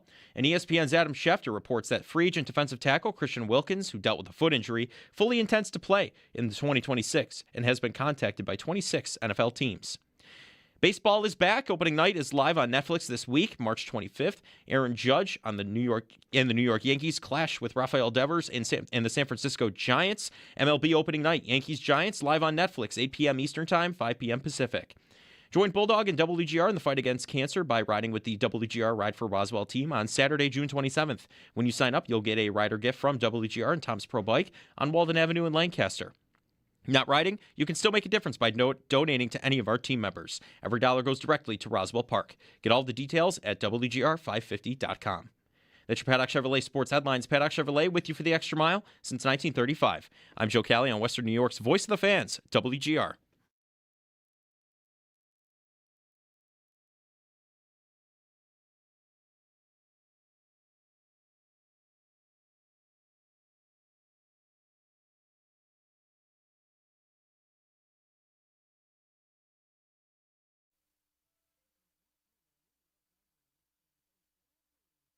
What's made of bronze, weighs 2,500 pounds, and is now calling the Natural Museum of Natural History home? These bison, of course. So we got some bronze bison in Washington, D.C.? At the Smithsonian. They don't out in the front, like in the walkway walking in. They don't look that big. They don't look that big. The woman goes on in that clip to describe them as 125 times the size of an actual bison, which obviously is incorrect. No. Because that would be... What's the math on the that? size of the building, I think. 1/125th of 2,500 pounds is what? It's like 20 pounds. Okay, so does she think bison... I don't think bison are... 20 pounds? Does she think that? Like a small dog? Bison, a toy bison? I mean, what would 125 times of a... What would how big is an actual bison? Should we know this? How much do they weigh? How much does a bison weigh? What does the size mean? The size mean they're 6.5 feet tall. They weigh up to 2,400 pounds in some cases, so it's like the actual regular size. Shouldn't that be a good baseline for the Buffaloes at the stadium? Yeah. Is at a minimum they have to be the size of a real buffalo, right? I think at a minimum they have to be twice the size. At a minimum. But 6.5 feet tall. I guess I don't care about the weight. If they're hollow, who cares? They can't be lower than 6.5 feet tall. They can't be smaller than a real bison. They're definitely going to be hollow. Otherwise, but who cares? It's just a waste of materials, right? Why would it be? I don't know. I'm not a sculptor. Well, the ones at the Smithsonian are made of bronze, which could also be why they're so heavy. Could fill them with like concrete or something. What? But why do I need to do that? Why? Why do I need to do Why? that? If they're hollow, someone might hook a truck up and just take the bison for themselves. That has happened around here. Things being people stole the wooden statues, right? Thurman Thomas yeah, statue. That did happen. We're gonna get bison. No, they should be big enough so that you could like hang out inside the buffalo. I want them to be that big. Yeah, These ones that are at the Smithsonian, I guess like that's kind of what I'm expecting though. Those ones at the Smithsonian are not that big. They're pretty big. I don't think so. No? No. I mean, they also are like propped up in a walkway, like kind of on a, like they're not on the ground. No, it's on like the stoop by the stairs kind of thing. Yes. I guess is what I might want to say. Yeah. They do not look very big at all. They look like regular sized bison. Okay, it's a little big. No, they're bigger. They're bigger than that. Yeah, you're They're right. It's a little big. They're probably about what you said. They're probably about double the size of a buffalo, I think. Well, one thing about the Bills one, and whenever we find out, which by the way, they're playing a game in April, May, June, July, 5 months. We'll be in that stadium in 5 months for the blue and red scrimmage. Mm-hmm. I don't know if the buffalo will be out in the family circle by then. I think I saw Pete Gwelly recently. Yeah, we played the clip last week. Said, more details should be coming soon. When the Bills told us about this idea, the art community was going to submit what they thought it would be.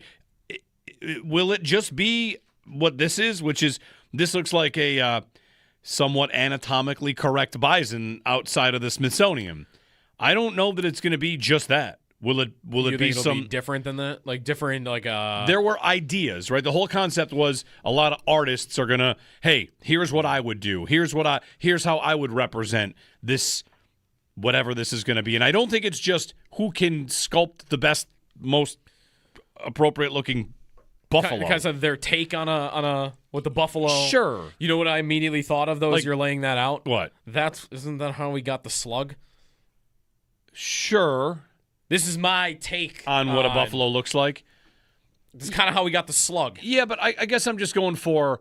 I don't know if we're going to. Doesn't mean we'll get the slug. No, there are statues of people that are down to the detail of individual hairs on their head, and then there's some that are different.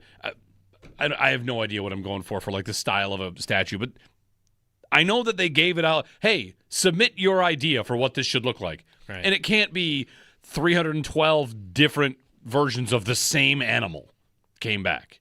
You wouldn't think. So we don't think it's likely that, hey, whoever made these bronze buffalo statues, bison statues for the Smithsonian, they just went ahead and made 4 of them. Did they just finish or 6 of them, I should say, 'cause there's 3. Is this whoever finished in second place?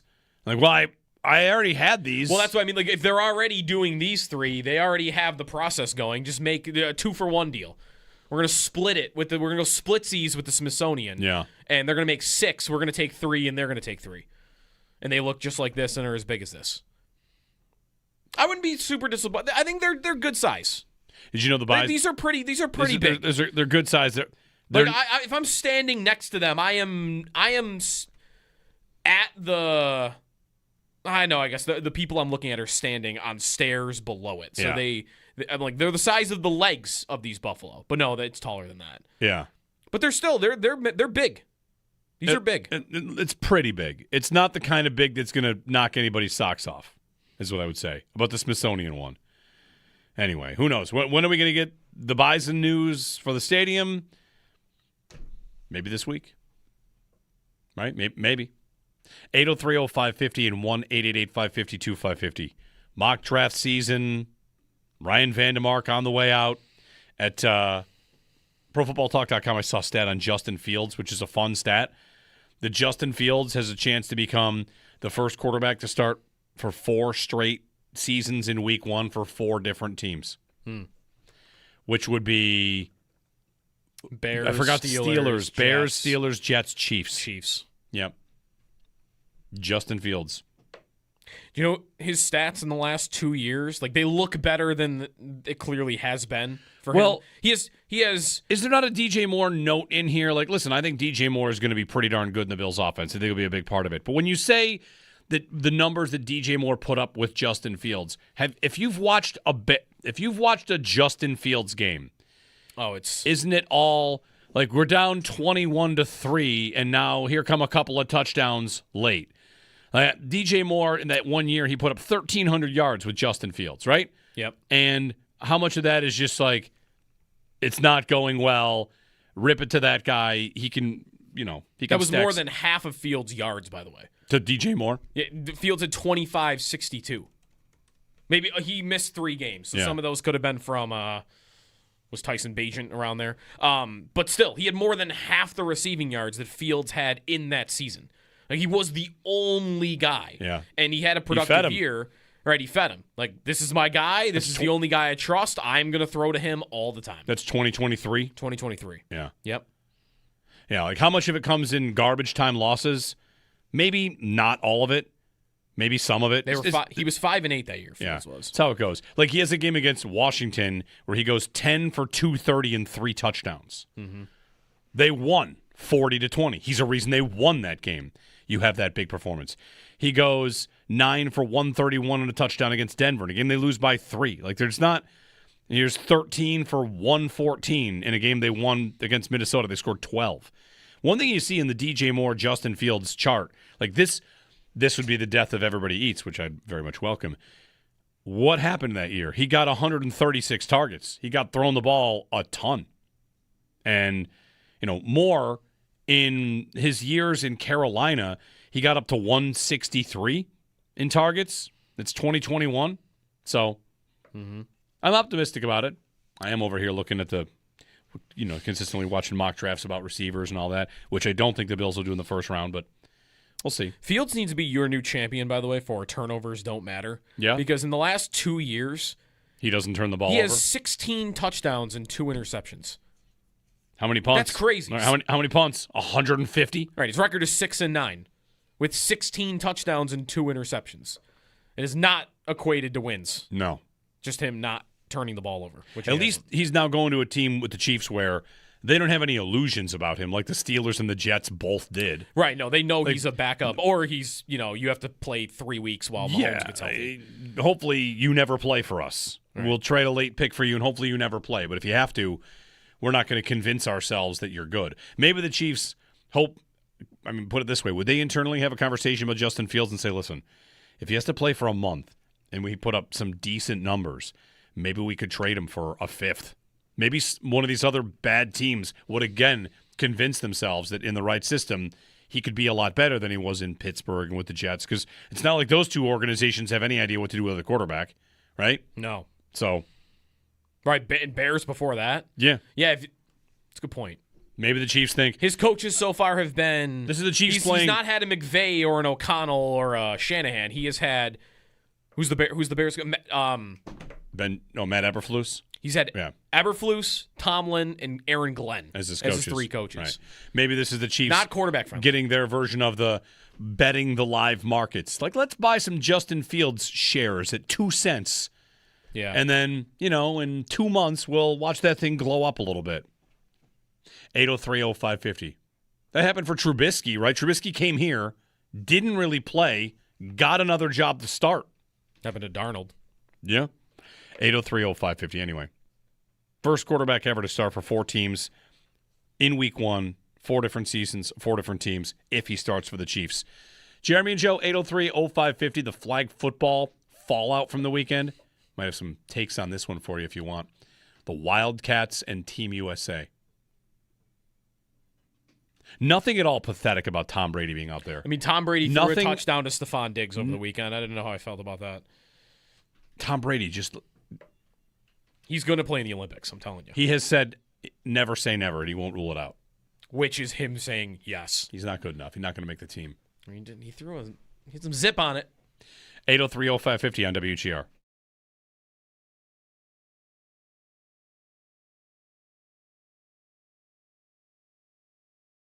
Would be to win. I've got to be number one out of 8 different teams. And I've got to play all these teams all the time, and none of them are really like the worst that we've ever seen, the worst in the league. I don't have a Vancouver in here that's on pace for like 65 points. Right. So that does matter to it. Even if I don't know how many Stanley Cup contenders people would consider this division to have right now. Maybe most would only consider there to be 2. I think most would consider there to be 3. Montreal.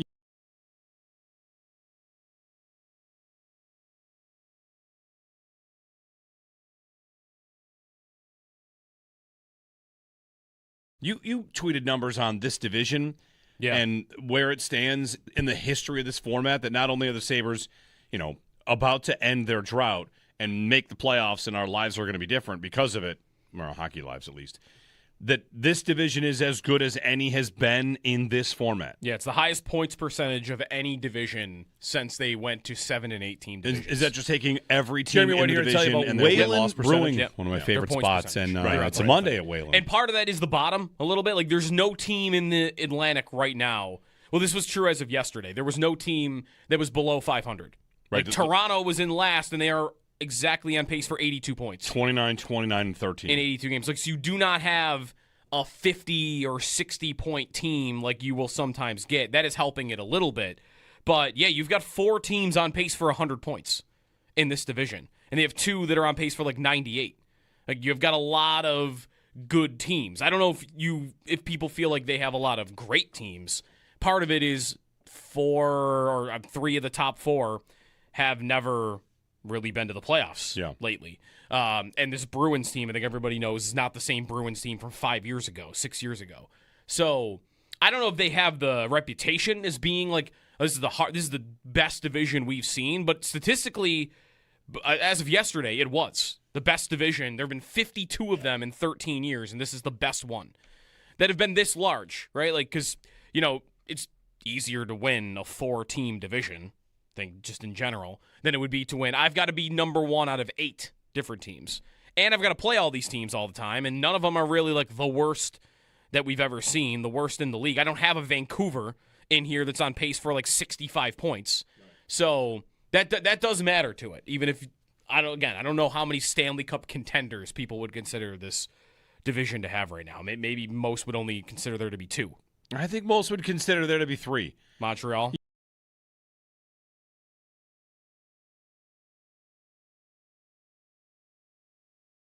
Seven out of 8, not too bad. We were talking about this Sabres loss last night. They now have 2 losses since the Olympic break, both by 1 goal, and this one in overtime. So, there are losses, and then it was your 4th on a Western Conference swing, and you lost in overtime of a river hockey game, like pretty back and forth. So I think the battle back is the bigger story, and the fact that they found a way to even get the lead in Anaheim is the story.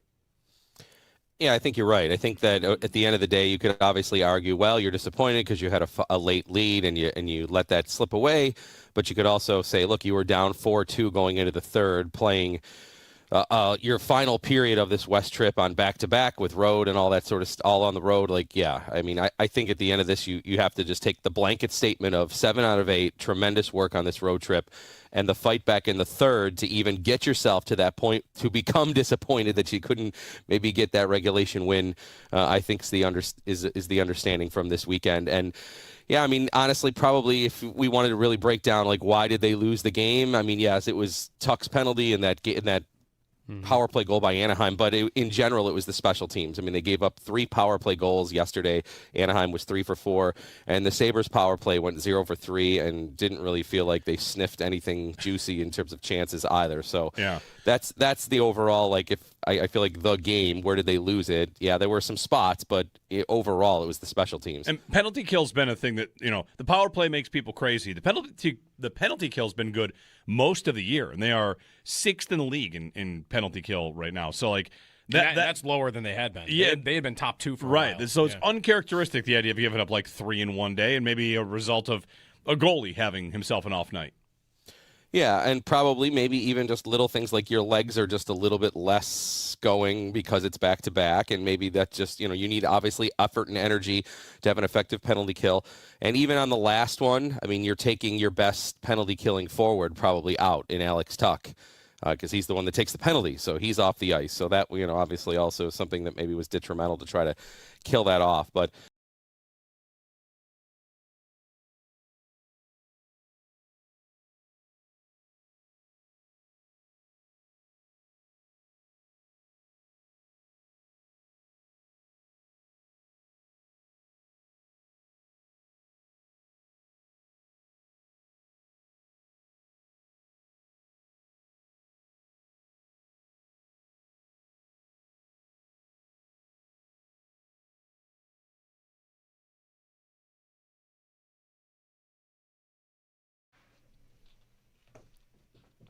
One game in the NHL tonight, it's the Sens and the Rangers.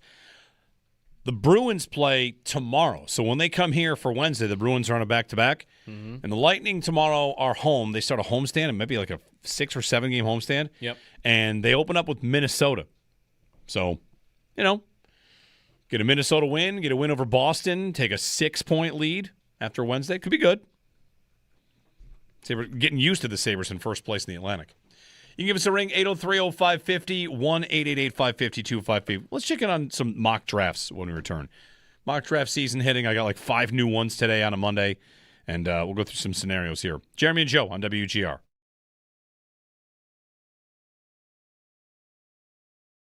Brian, you also spent a lot of time at the arena this weekend covering the NCAA tournament. It was it rolls through Buffalo. It feels like it's a well-oiled machine at this point, right? Like people come to Buffalo, the games roll off, goes off without a hitch. Sabres come back. I wonder, your thoughts on the talk, big picture for the tournament here. It's kind of true of this area also, which is the lack of Cinderella. Do you buy it as a real big problem that's explainable by NIL and the portal, or do you feel like it's just kind of a couple of years here where this is just how it's gone?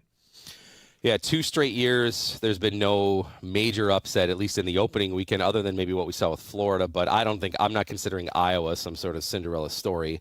It's probably a factor that you're maybe not spreading out the talent as much, that obviously the larger schools the power schools can spend more money and there's more talent heading elsewhere.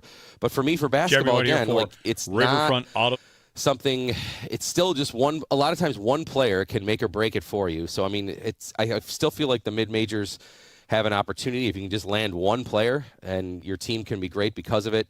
But you're right. On paper, the last 2 years have been the worst 2 years in terms of the madness being mad. We're not getting it in Buffalo, unfortunately, even though I thought we got an attractive set of big-name teams and powerhouse teams. We didn't really, unfortunately, get that down to the final minute game that we have had in previous outcomes when we've had it in the rotation.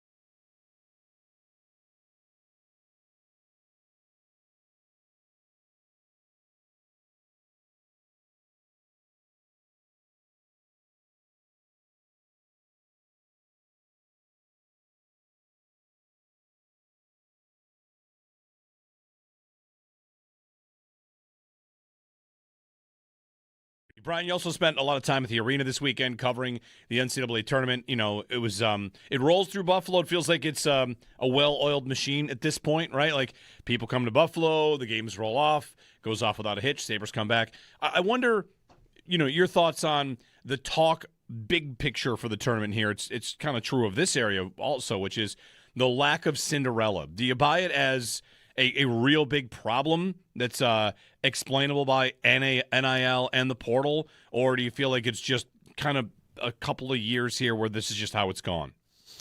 Yeah, 2 straight years, there's been no major upset, at least in the opening weekend, other than maybe what we saw with Florida, but I'm not considering Iowa some sort of Cinderella story. Yeah, I mean, it's probably a factor that you're maybe not spreading out the talent as much, that obviously the larger schools are able, the power schools can spend more money and there's more talent heading elsewhere. But for me, for basketball, again, like it's not something, it's still just a lot of times one player can make or break it for you. So, I mean, I still feel like the mid-majors have an opportunity if you can just land one player and your team can be great because of it. But yeah, you're right. On paper, the last 2 years have been the worst 2 years in terms of the madness being mad. We're not getting it in Buffalo, unfortunately, even though I thought we got it. Ostlund with a nice cut, tries to send it across, he does, scores! Ostlund to Doan, and it's tied at 2 in Anaheim. 5-on-5, the Sabres are flying. An oddity, to say the least, but the Sabres fell short last night to the Anaheim Ducks by a score of 6-5 in overtime. That concludes the Western trip after taking 7 out of 8 points as they return home to host the Bruins later this week. In the men's NCAA tournament, some notable upsets yesterday. 9-seed Iowa upset 1-seed Florida 73-72. 6-seed Tennessee upsets 3-seed Virginia 79-72, excuse me. Some other scores from yesterday as well. 5-seed St. John's defeats 4-seed Kansas 67-65 in a close one. 1-seed Arizona defeated 9-seed Utah State 78-66. 2-seed Iowa State defeated 7-seed Kentucky 82-63. 2-seed Purdue defeated 7-seed Miami 79-69. And 4-seed Alabama defeated 5-seed Texas Tech 90-65. The Bills, they've declined to match offensive tackle Brian Vandemark's offer sheet, making him a Viking. And around the NFL, the owners' meetings begin next week. The Seahawks exercise wide receiver Jackson Smith-Njigba's 5th-year team option for 2027. DJ Chark retired after 8 years in the NFL. And ESPN's Adam Schefter reports that free agent defensive tackle Christian Wilkins, who's dealt with a foot injury, fully intends to play in 2026 and has been contacted by 26 NFL teams. Baseball is back. Opening night is live on Netflix this Wednesday, March 25th. Aaron Judge and the New York Yankees clash with Rafael Devers and the San Francisco Giants. MLB opening night, Yankees, Giants, live on Netflix, 8 p.m. Eastern, 5 p.m. Pacific. Buckling up takes less time than listening to this. No excuses. A message from the New York State Governor's Traffic Safety Committee. That's your Paddock Chevrolet Sports Update. Paddock Chevrolet, with you for the extra mile since 1935. I'm Joe Kelly on Western New York's Voice of the Fans, WGR.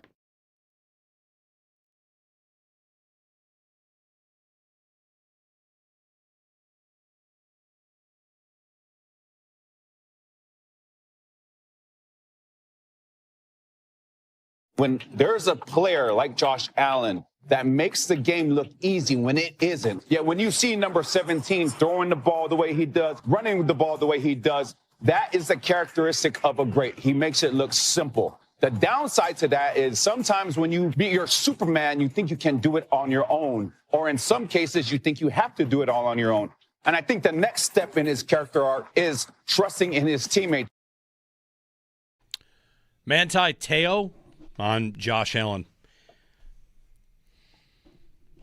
Good morning, Jeremy and Joe. Happy Monday.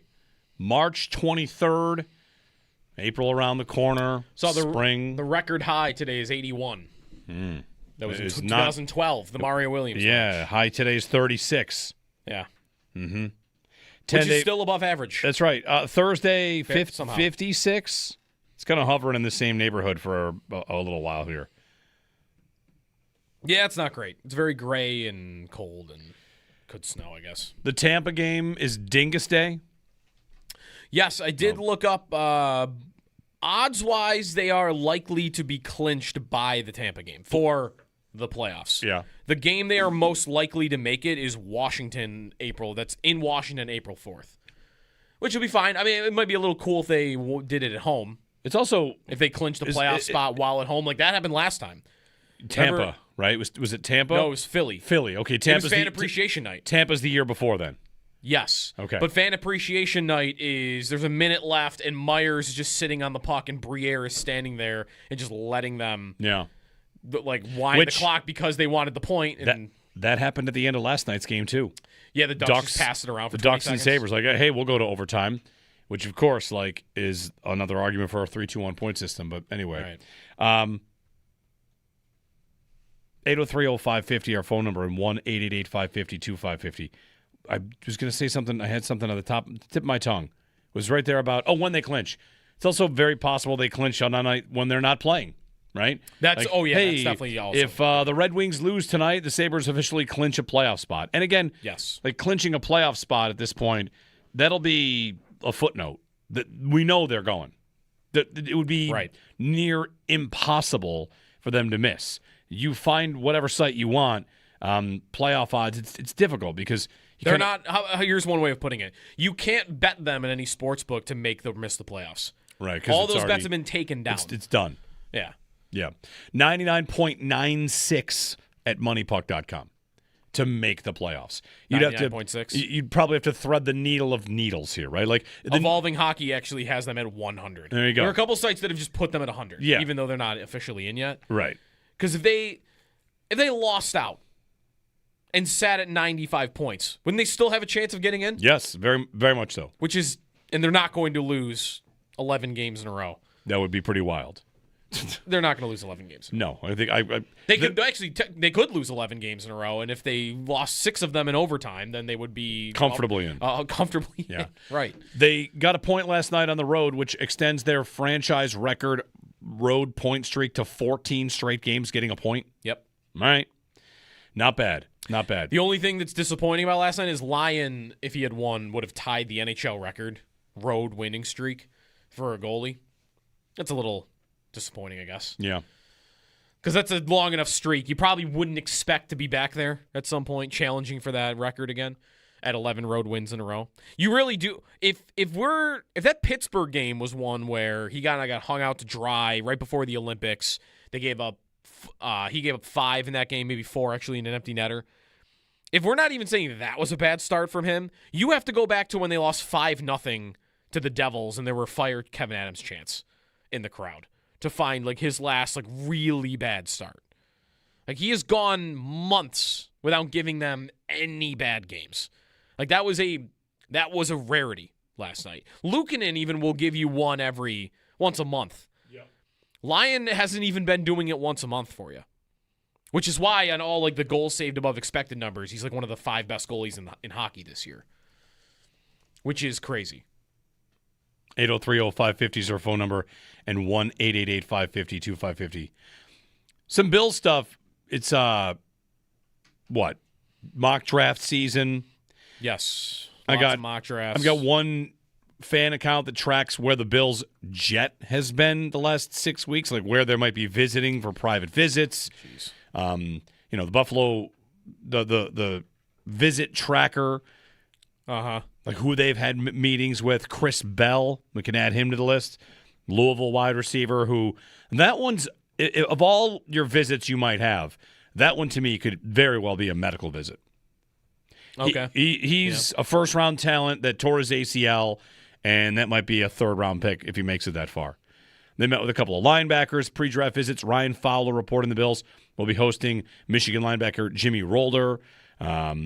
Missouri linebacker Josiah Trotter, and TCU linebacker Caleb Elarms-Orr. So linebacker makes a ton of sense, of course. The draft approaching. It'll be 4 weeks. 5 weeks. 1, 2, 3. No, 4 weeks. 4 weeks from Thursday is the draft. Pete Prisco dropped a mock draft 20 minutes ago. Monday, mock draft Monday. Mock draft Monday. There's mock draft Monday. Everybody's mocking on Monday. Let's see. He's got, what do you want to know here? Receivers, Carnell Tate goes number 6 to Cleveland. That's a little high for him, isn't it? On most. How about R. Mason Thomas going 12th? That's the highest I've seen him. To Dallas. Mekhi Lemon, 13 to the Rams. Jordan Tyson to the Jets at 16. And the Bills they stay at 26 and draft second Cassius. That's our second Cassius Howell mock draft. Cassius Howell. Cassius Howell Right. from A&M. Yep. Well, again, we have like a month to The dig. Browns drafting Ty Simpson is the most Browns quarterback pick ever, isn't it? We got a month to kind of dig into all this continually and like learn about these prospects. Todd McShay's most recent mock has the Bills taking an edge. Since the DJ Moore trade, you see a lot more edge for the Bills. It was a lot of receiver. You still get a little bit of that, but it really is edge and linebacker that I see the most of. And Todd McShay has them taking Zion Young, Missouri edge rusher. And like we'll see. They've been chasing this for a while. The signing of Bradley Chubb kind of lessens the pressure. They've got starters in Rousseau and Chubb.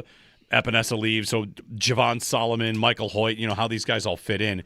The McShay write-up on Zion Young is, again, I don't know who's going to be good. I'll put that over here on. But I know what will get me nervous about a player and what I'd like about a player. At defensive end and at receiver, if these are two of the needs we talk about the most here, there's a certain skill set I hope that they get and a certain skill set I hope that they don't.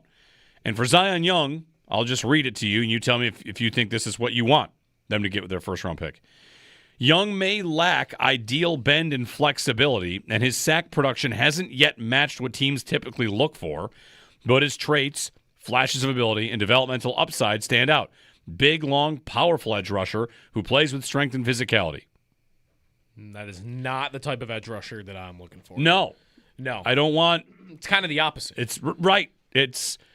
Power, length, strength are not bad things. They're not the things they need. They're the things they have. Right. They have that. They have that. They have Rousseau. They have Chubb as some of that. I don't even know if you could count Landon Jackson here. Like, Landon Jackson's on the team as a third-round pick last year, coming off an injury, but his scouting report was no bend. You know, stiff as a board. Stiff, no bend, good power. Yeah. Like, we'll see what they end up doing. But, when I think about how the Bills are going to get to the quarterback, are they going to try and get there with power, with speed? Probably both. But there are some edge rushers that the idea just seems like, to me, go ahead and read any scouting report on Cassius Howell, and it's, lack of length. But his standout trait is his ability to corner tightly at high speed. Plays with violence and burst and change of direction quickness. Not a perfect comp, but they compare him to Harold Landry, who Mike Vrabel had in Tennessee, as they mock him to New England. Michael Middlehurst, USA Today mock draft this morning. Cassius Howell to the Bills. I got to find a mock draft that isn't Cassius Howell to the Bills. Everyone just get together on Monday and decide that's the guy? Is there a meeting of the mock drafters on Mondays? A mock draft summit? A summit? Here we go. A to Z Sports has the Bills taking Emmanuel McNeil Warren. Safety. The safety from Toledo. Yeah. Interesting. There's one. That's a little different. Here's a funny one. In Todd McShay, I think it's Todd McShay. Yeah, Todd McShay's, who I just read you, who had the Bills taking a edge rusher, and it's Zion Young. At 32, he has the Seahawks taking KC Concepcion. Like the Seahawks adding another receiver after winning the Super Bowl with JSN. By the way, picking up JSN's fifth-year option. Long discussion, I bet, huh? What do you guys think? Should we do it? Yeah. He was the offensive player of the year. Yeah. Let's pick it up. They might even extend him like this offseason. I mean, they should. They probably should. Before that market gets even higher. But if you're sure about a guy, you should pay him immediately. The only teams that that's how all the smart teams do it, which are basically all the teams that aren't Dallas, right? Right. Dallas, if they had JSN, would wait until the final moment. They'd franchise tag him. They'd eat a bunch of big cap hits, and then they would decide to do it. But they are not the team that you should be copycatting for how they do their contracts. One thing to watch for today, by the way, this is back to hockey for a minute. Playoff tickets. This week, there was a letter that was sent out to season ticket holders last week. I think it's going to be today. Yeah, it was this week it was going to be something. Yeah, information going out today to season ticket holders. Okay, you can opt in to purchase playoff tickets. That, by the way, I don't know if I brought that up when we were talking about Montreal last week, and like if that's the matchup, like could they kind of fill up the building, and why I'm just not afraid of that. Another reason that might not be in the cards at all, how many tickets will be sold before we know who the opponent is? Right. I mean, season ticket holders are going to opt in. I don't know what their types of options are. Like, this is new. Are they allowed to buy more than they have? Like, do they get first crack at, hey, I get my 2 and I'm allowed to buy more than that? I don't know how that works. But whatever. There are going to be a lot of tickets sold, if not even all of them, by the time a Montreal fan would learn I'm playing Buffalo. Yeah, I guess the concern is, would a Buffalo fan that has that ticket sell it? And I guess this kind of gets to the point of the bandwagon. If you still have a Sabres season ticket, chances are you are not bandwagoning that, right? Like, you are deeply invested. You are not or you've just bought it and you're excited about the prospect of getting in for the playoffs. Right. So I guess if you want to try and profit to sell it to Montreal fans, you could. But I'm with you. I don't have a major concern that that's going to be something to consider. So today we're looking at it for today. Details? Cool. I am not currently a season ticket holder, so today the emails go out to season ticket holders. Article in the Buffalo News today that it happens Monday morning. So if you get your letter, give us a ring. Let us know what it says. I was a season ticket holder for a long time, and I think I want to get back in. That's, to me, one of the most interesting things about all this is how many do they build back? It used to be, 16, 17,000 and a long waiting list? Yep. And then they would cap it so they just had a little bit of individual ticket. You had to pay to be on the waiting list for a while. It was a deposit to be on the waiting list. And the sheer number of, I don't know how many were on that. Were there 10,000? Losing that 10,000 and then an additional 10,000 in the building, like what their number cratered to, and how much they feel like they can maybe build it back just off the strength of this year. Like it's a huge score for them, huge, to get people back in the building and to get whatever. Like throughout this process, throughout the season, it feels like Sabres fans are just nonstop hugging each other, celebrating goals, but also celebrating the return of the team. Yeah, Pete Welly said to the media on July 30th that the number was hovering around 9,000. Okay. Can they get that to 13 next year? I mean, is it possible it's there already? I wonder. At 13,000? Just playoff priority is a heck of a selling point. Like, you can go to playoff games. Okay. And, again, as a former season ticket holder, there's always been this misconception, I think, that you could just sell your tickets to 4 games and make it all back. And there was a period of time where you could do that. But if you are thinking about going back in on season tickets for the Sabres again, 41 games is hard to do. You just put together a group, a couple people split, 10, 10, 10. Mm-hmm. When it was near the end for me, it was I had tickets to a Tuesday game, and I can't go to that game, which is in a week. And I would start sending texts, do you want these? Do you want these? Mm-hmm. No one. No takers. You couldn't give them away. You had to put them on the secondary market for $8, and they would not sell. Mm-hmm. And now, I think if you're willing to make that investment and be a season ticket holder, again, forget profit, just flexibility of, I can't go to this game. Oh, you know who would love to? My brother, my neighbor, my coworkers. Mm-hmm. I got a pair for tonight. You want to buy them? Face value? Mm-hmm. Yeah, sure. Why not? Like just the ability to move that if you can't have it or can't use it, like that is a big selling point on having season tickets. The selling point always was the playoffs. And I'm trying to think back to like 05, 06 when I bought them initially was probably because of playoff tickets. Mm-hmm. Like, we're going. All right, I want those. So I'll jump in again. Mm-hmm. So how would you split up playoff tickets if you had 4 people? Games 1, 2, 3, 4 home wise. I mean, if they have home ice, you could do that. You could go together, one each. You could say playoffs are you're trading guest spots, right? That's probably easier. Yeah, game 1. Everybody's got their own. Or you would have to play like, hey, I'll take the risk of I get game 7, but I might not get game 7. Right. So I cannot imagine. What would you rather have? The guarantee of a game 2 or the potential of a game 7? The Sabres played in my lifetime of watching and rooting for the Sabres, which is basically starts 05, 06. I moved here in 2001, right after Hasek leaves, and there's a little mini drought. There's one game 7? One game 7 that they've won? That they've been in? Been in. They've only Carolina? Carolina 2. Sorry, I forgot about I blocked it out. That's probably good.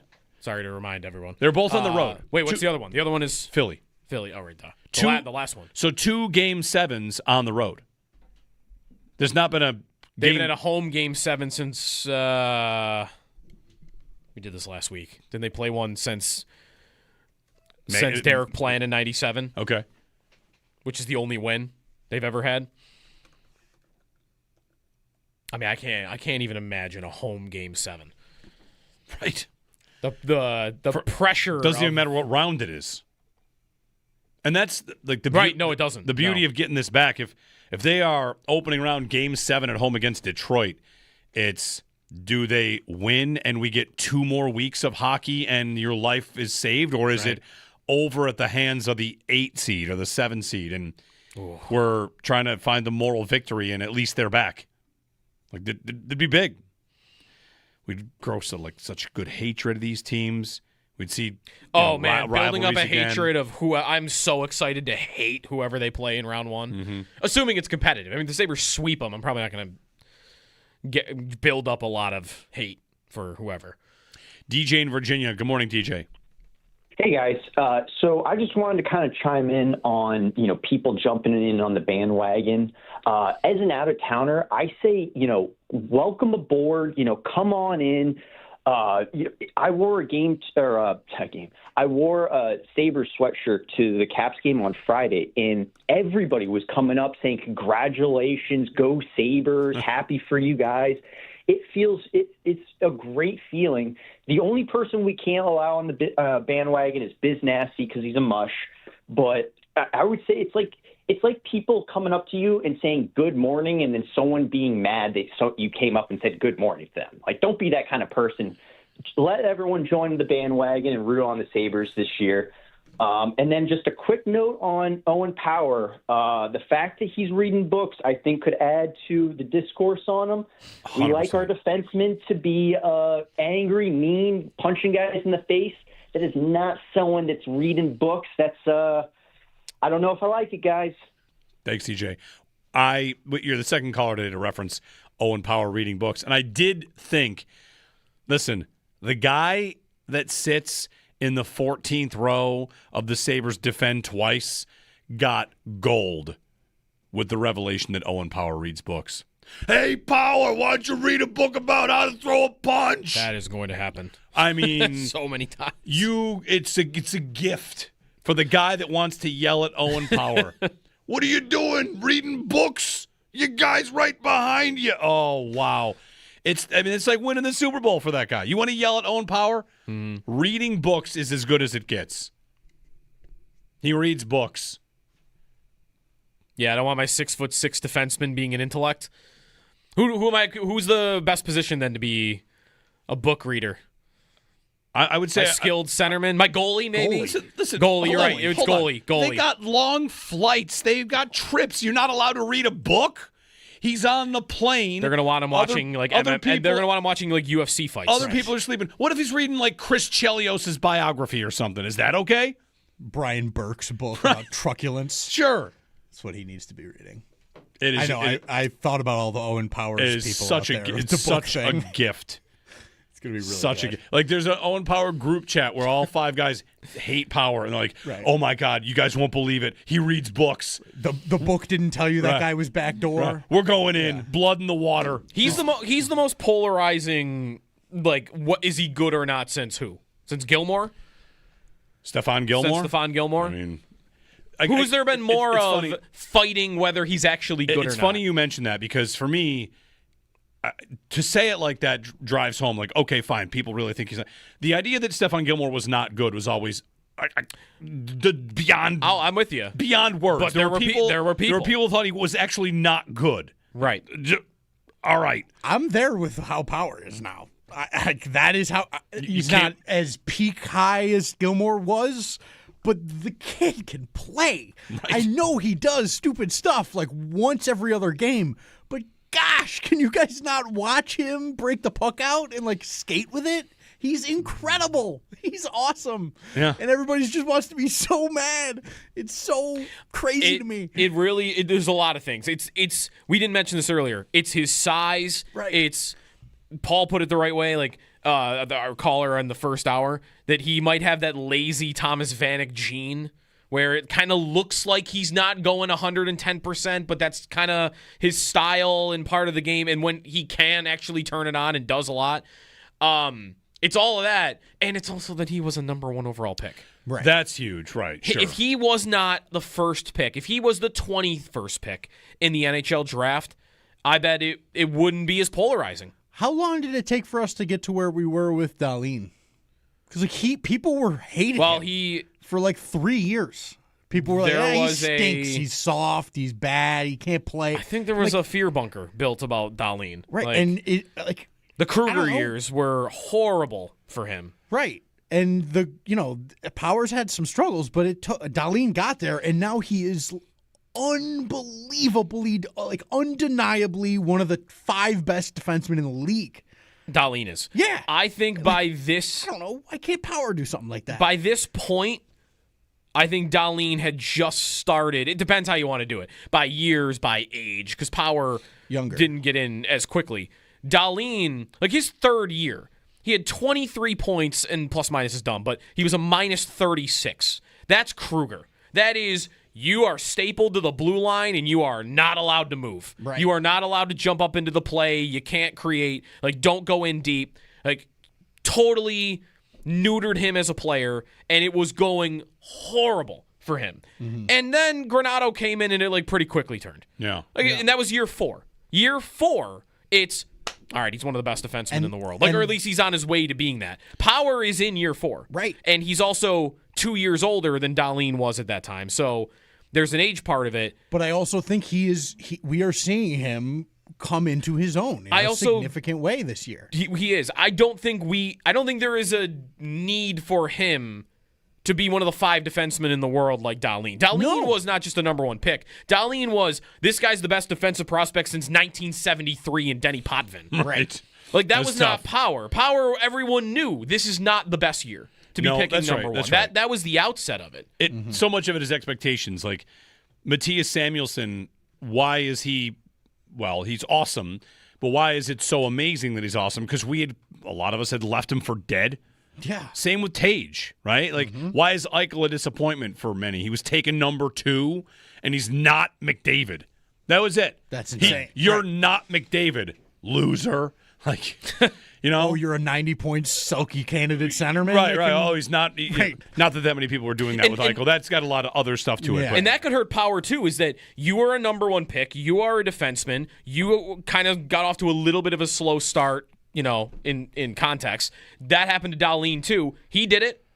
He figured it out, and we watch him every night. Why can't you be him? There might be that in the back of people's minds. I watched Dahlin go through this whole process similar to you. He figured it out and became one of the best in the world. Why aren't you doing the same thing? And part of that might just be he doesn't have to become one of the 5 best defensemen in the world for it to be a success. He can just be It's kind of like this point about whatever, tanking. There are high-profile tanks, there are purposeful tanks, there are accidental tanks. Where are the Sabres without Dahlin and Power? Where are they? Water. Well, they're not first place. They're nowhere. Yeah. They're nowhere. They're a joke without those They're 2 players they got with the first overall pick for being bad. Yeah. And they won those lotteries, and, some lotteries are better than others. It's a good question. The players we argued the most about whether or not they were good. Reinhart was a lot of that. Reinhart was that. Ristolainen. Who thought he was that good? There were people. There were people. That? The same people that think Power's terrible thought Ristolainen was good. Correct. Sal got a name from the football team I want to get to. It's a good one. 803-0550. Thought on this. The players we argued about. Were they good or not? Here on WGR.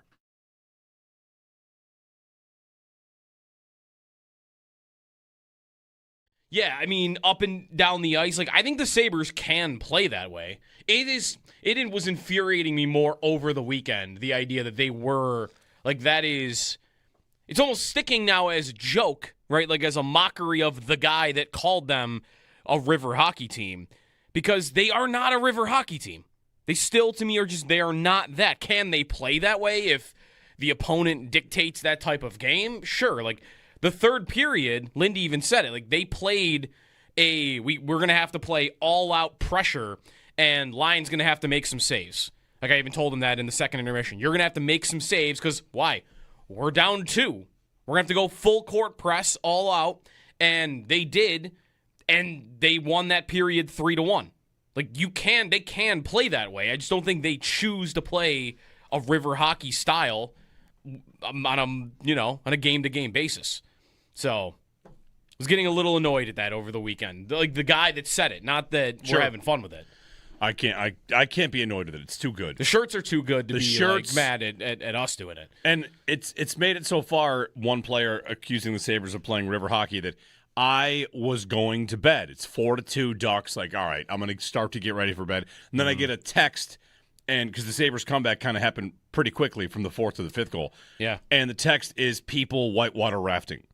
And I'm like, this clearly means the Sabres have stormed back. Yep.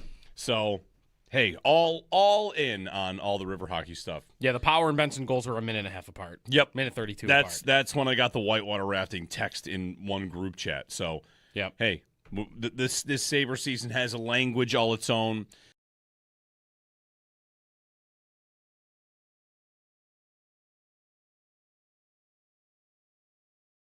Seven out of 8, not too bad. We were talking about this Sabres loss last night. They now have 2 losses since the Olympic break, both by 1 goal, and this one in overtime. So, there are losses, and then it was your 4th on a Western Conference swing, and you lost in overtime of a river hockey game, like pretty back and forth. So I think the battle back is the bigger story, and the fact that they found a way to even get the lead in Anaheim is the story. Yeah, I think you're right. I think that at the end of the day, you could obviously argue, well, you're disappointed because you had a late lead and you let that slip away. But you could also say, look, you were down 4-2 going into the third, playing your final period of this West trip on back-to-back with road and all that sort of all on the road. Like, yeah, I mean, I think at the end of this, you have to just take the blanket statement of 7 out of 8, tremendous work on this road trip, and the fight back in the third to even get yourself to that point to become disappointed that you couldn't maybe get that regulation win. I think is the understanding from this weekend. And yeah, I mean, honestly, probably if we wanted to really break down like why did they lose the game, I mean, yes, it was Tuck's penalty in that power play goal by Anaheim, but in general, it was the special teams. I mean, they gave up 3 power play goals yesterday.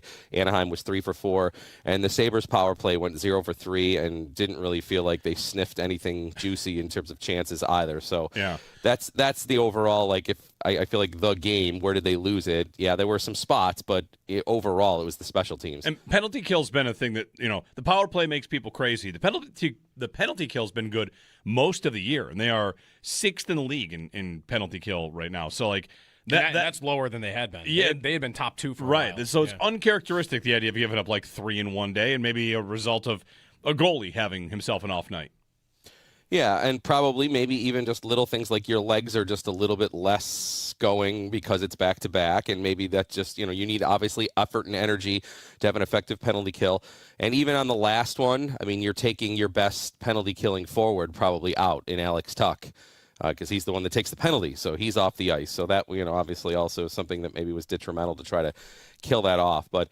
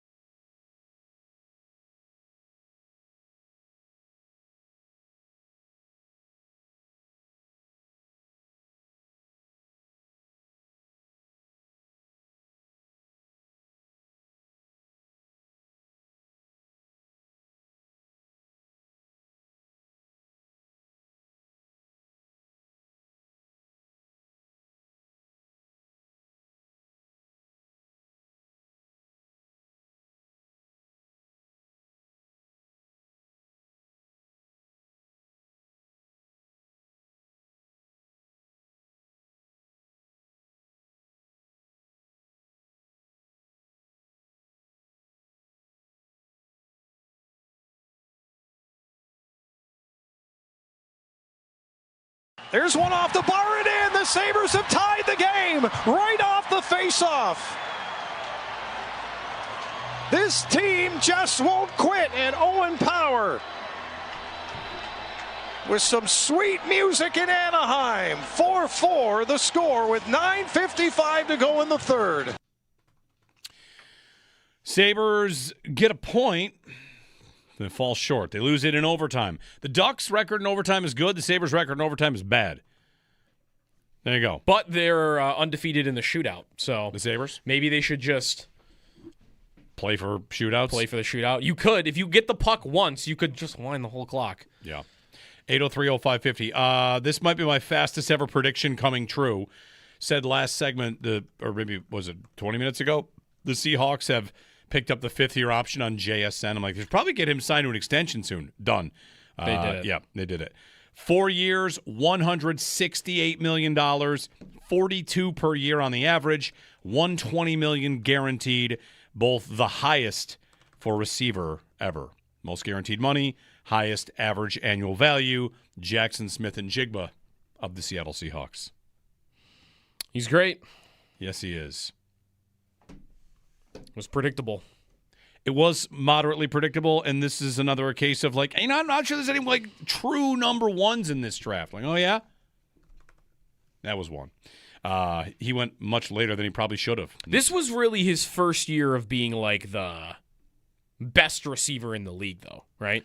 Yeah, like he was good. He was very good. The year before, he was very good, but yeah, this past season, the year was another level. The year before, he had 1130 and 6 touchdowns, and this year, yeah, I mean. His rookie year even wasn't fantastic, but he was that they had Metcalf and Lockett was still pretty good, right? So he was kind of down the pecking order a little bit.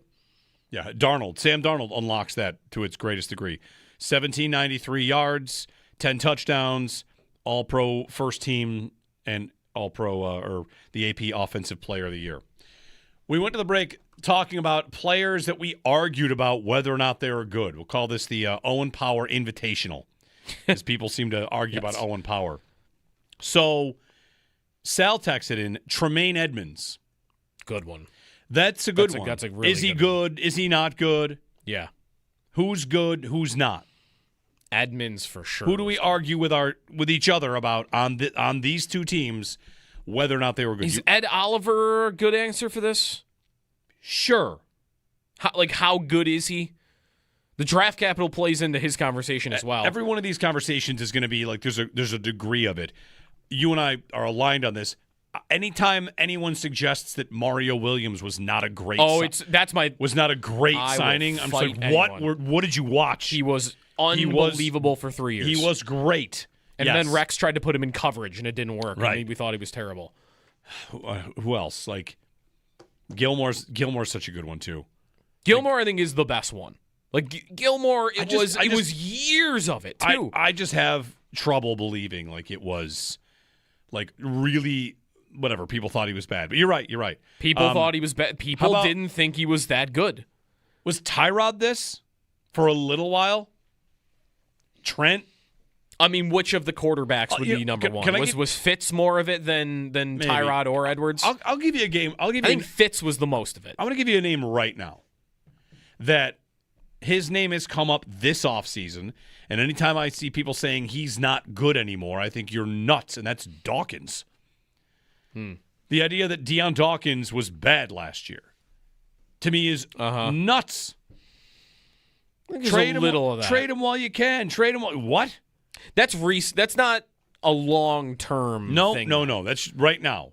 Yeah. It seems like there's... Yeah, I heard there was a little of that this summer, or this spring, of like he had a down year. And then depends where you look. Like there were a lot of numbers that pointed to... I got a name for you. I mean, Next Gen Stats had numbers on Dawkins that he was left on an island as much as any tackle in the league, and his win rate was like top 10. Yeah. So like he had the hardest responsibility of any left tackle in the league, and he was still top 10. I got a name for you on the Bills. Gabe Davis. Oh, that's good. It's a good one. How good is he? There's a lot of people have this. Two friends of mine immediately came to mind who have a bet on whether or not Gabe Davis would make the Hall of Fame. That bet probably has been paid out by now. I should ask. Yeah, there were some Gabe Davis debates. Well, he had the best playoff game anyone's ever had. He was good. How good is he? It probably all happened in that offseason, didn't it? After the 13 seconds game? Yeah, maybe. That was probably a lot, the most of it. That's a really good one for this. I mean, drought bills during it. Didn't we mostly agree on most of them? Darius? Yeah, I think everyone kind of knew the deal on Darius, though. Everyone knew he was insanely talented, and he just didn't take it seriously. I feel like most were kind of in line on that with him. I think everyone knew he was great. He just didn't have it, whatever it was. I'm trying to think of other Sabres that would have been this. Like, on the 06 team, were there ever guys who were like... Like, who were we debating, like, how good... Maybe listen, everyone loved everybody in 06, so probably not. I'll give you one. Ryan Miller. Ryan Miller won the Vezina years later. Yeah. There were some conversations about, he earned the nickname Mr. Softy to a degree. That's fine. I've heard that. I've heard that about him. The Ryan Miller shutout, right? Giving up. Whenever those would happen, they would win games, though. Vanek is definitely one. Max? Was Max one of these? I think everybody loved Max. Not Lindy. Lindy put him in the press box and game. No, but nobody thought Max was like an all-star. Right. That's another piece of it. Everyone was real on like what he is. He's a fun player, and he's going to also make you pull your hair out because he's going to turn it over 5 times the next game. Versus like Connolly, maybe? No, Roy. Derek Roy. Okay, Derek Roy's a great answer to this. He's good for this. Bulldog hated Derek Roy. I will always remember how much he hated Derek Roy. He instilled that deep within me. I have something with that. And I can't stand him either. I was not maybe as far in that end of the spectrum. He drove me nuts, and he was my brother's favorite player. So I lived in a household growing up divided. that was, how good is Derek Roy? My brother's got his jersey, and he's like one of the best centers in the league. No, he's not. Yeah. My dad always said he was good, but he just he thought he was a little weasel. Like, he was dove all the time. Like, my dad hated the way he played. Derek Roy is a really good answer for this, though. Yeah. 803-0550 to join us, and 1-888-552-550. In the chat, after the JSN deal, you guys should stop talking about Moore's deal negatively. It's a DJ Moore's deal. These are stratospheres apart. Yeah. Not comparable. No, definitely not comparable. You know that meme, whatever, where the guy's sitting at the table, or no, sorry, it's the Bernie Sanders meme. I'm once again asking you to blah, blah, blah, blah, blah. That's me. I'm once again asking you to understand the concept of the passage of time. More deals getting signed. It doesn't make me feel better about deals that have been signed. JSN, after his 3rd season pro, getting $42 million guaranteed, does not make me feel better about any receiver's contract that is currently doesn't make me feel better about DK Metcalf's deal. I just picked him out of nowhere because I don't want to make this about a DJ Moore point. JSN gets $42 million per year, and that is absolutely totally worth it. He's totally worth it. He was the best receiver in football last year. And they also, it's worth pointing out, they did it after year 3. Mm-hmm. I mean, if you can take every single whatever. I'm doing what I always do, which is knee-jerk reacting back to how important this position is, even though people like to sometimes pretend it's not. What players get massive extensions after 3 years? Forget the 5th-year option. He didn't play on the 4th year. They extended him. Mm-hmm. That is quarterbacks and it's receivers now. That's how important it is. Yep. They got ahead of it.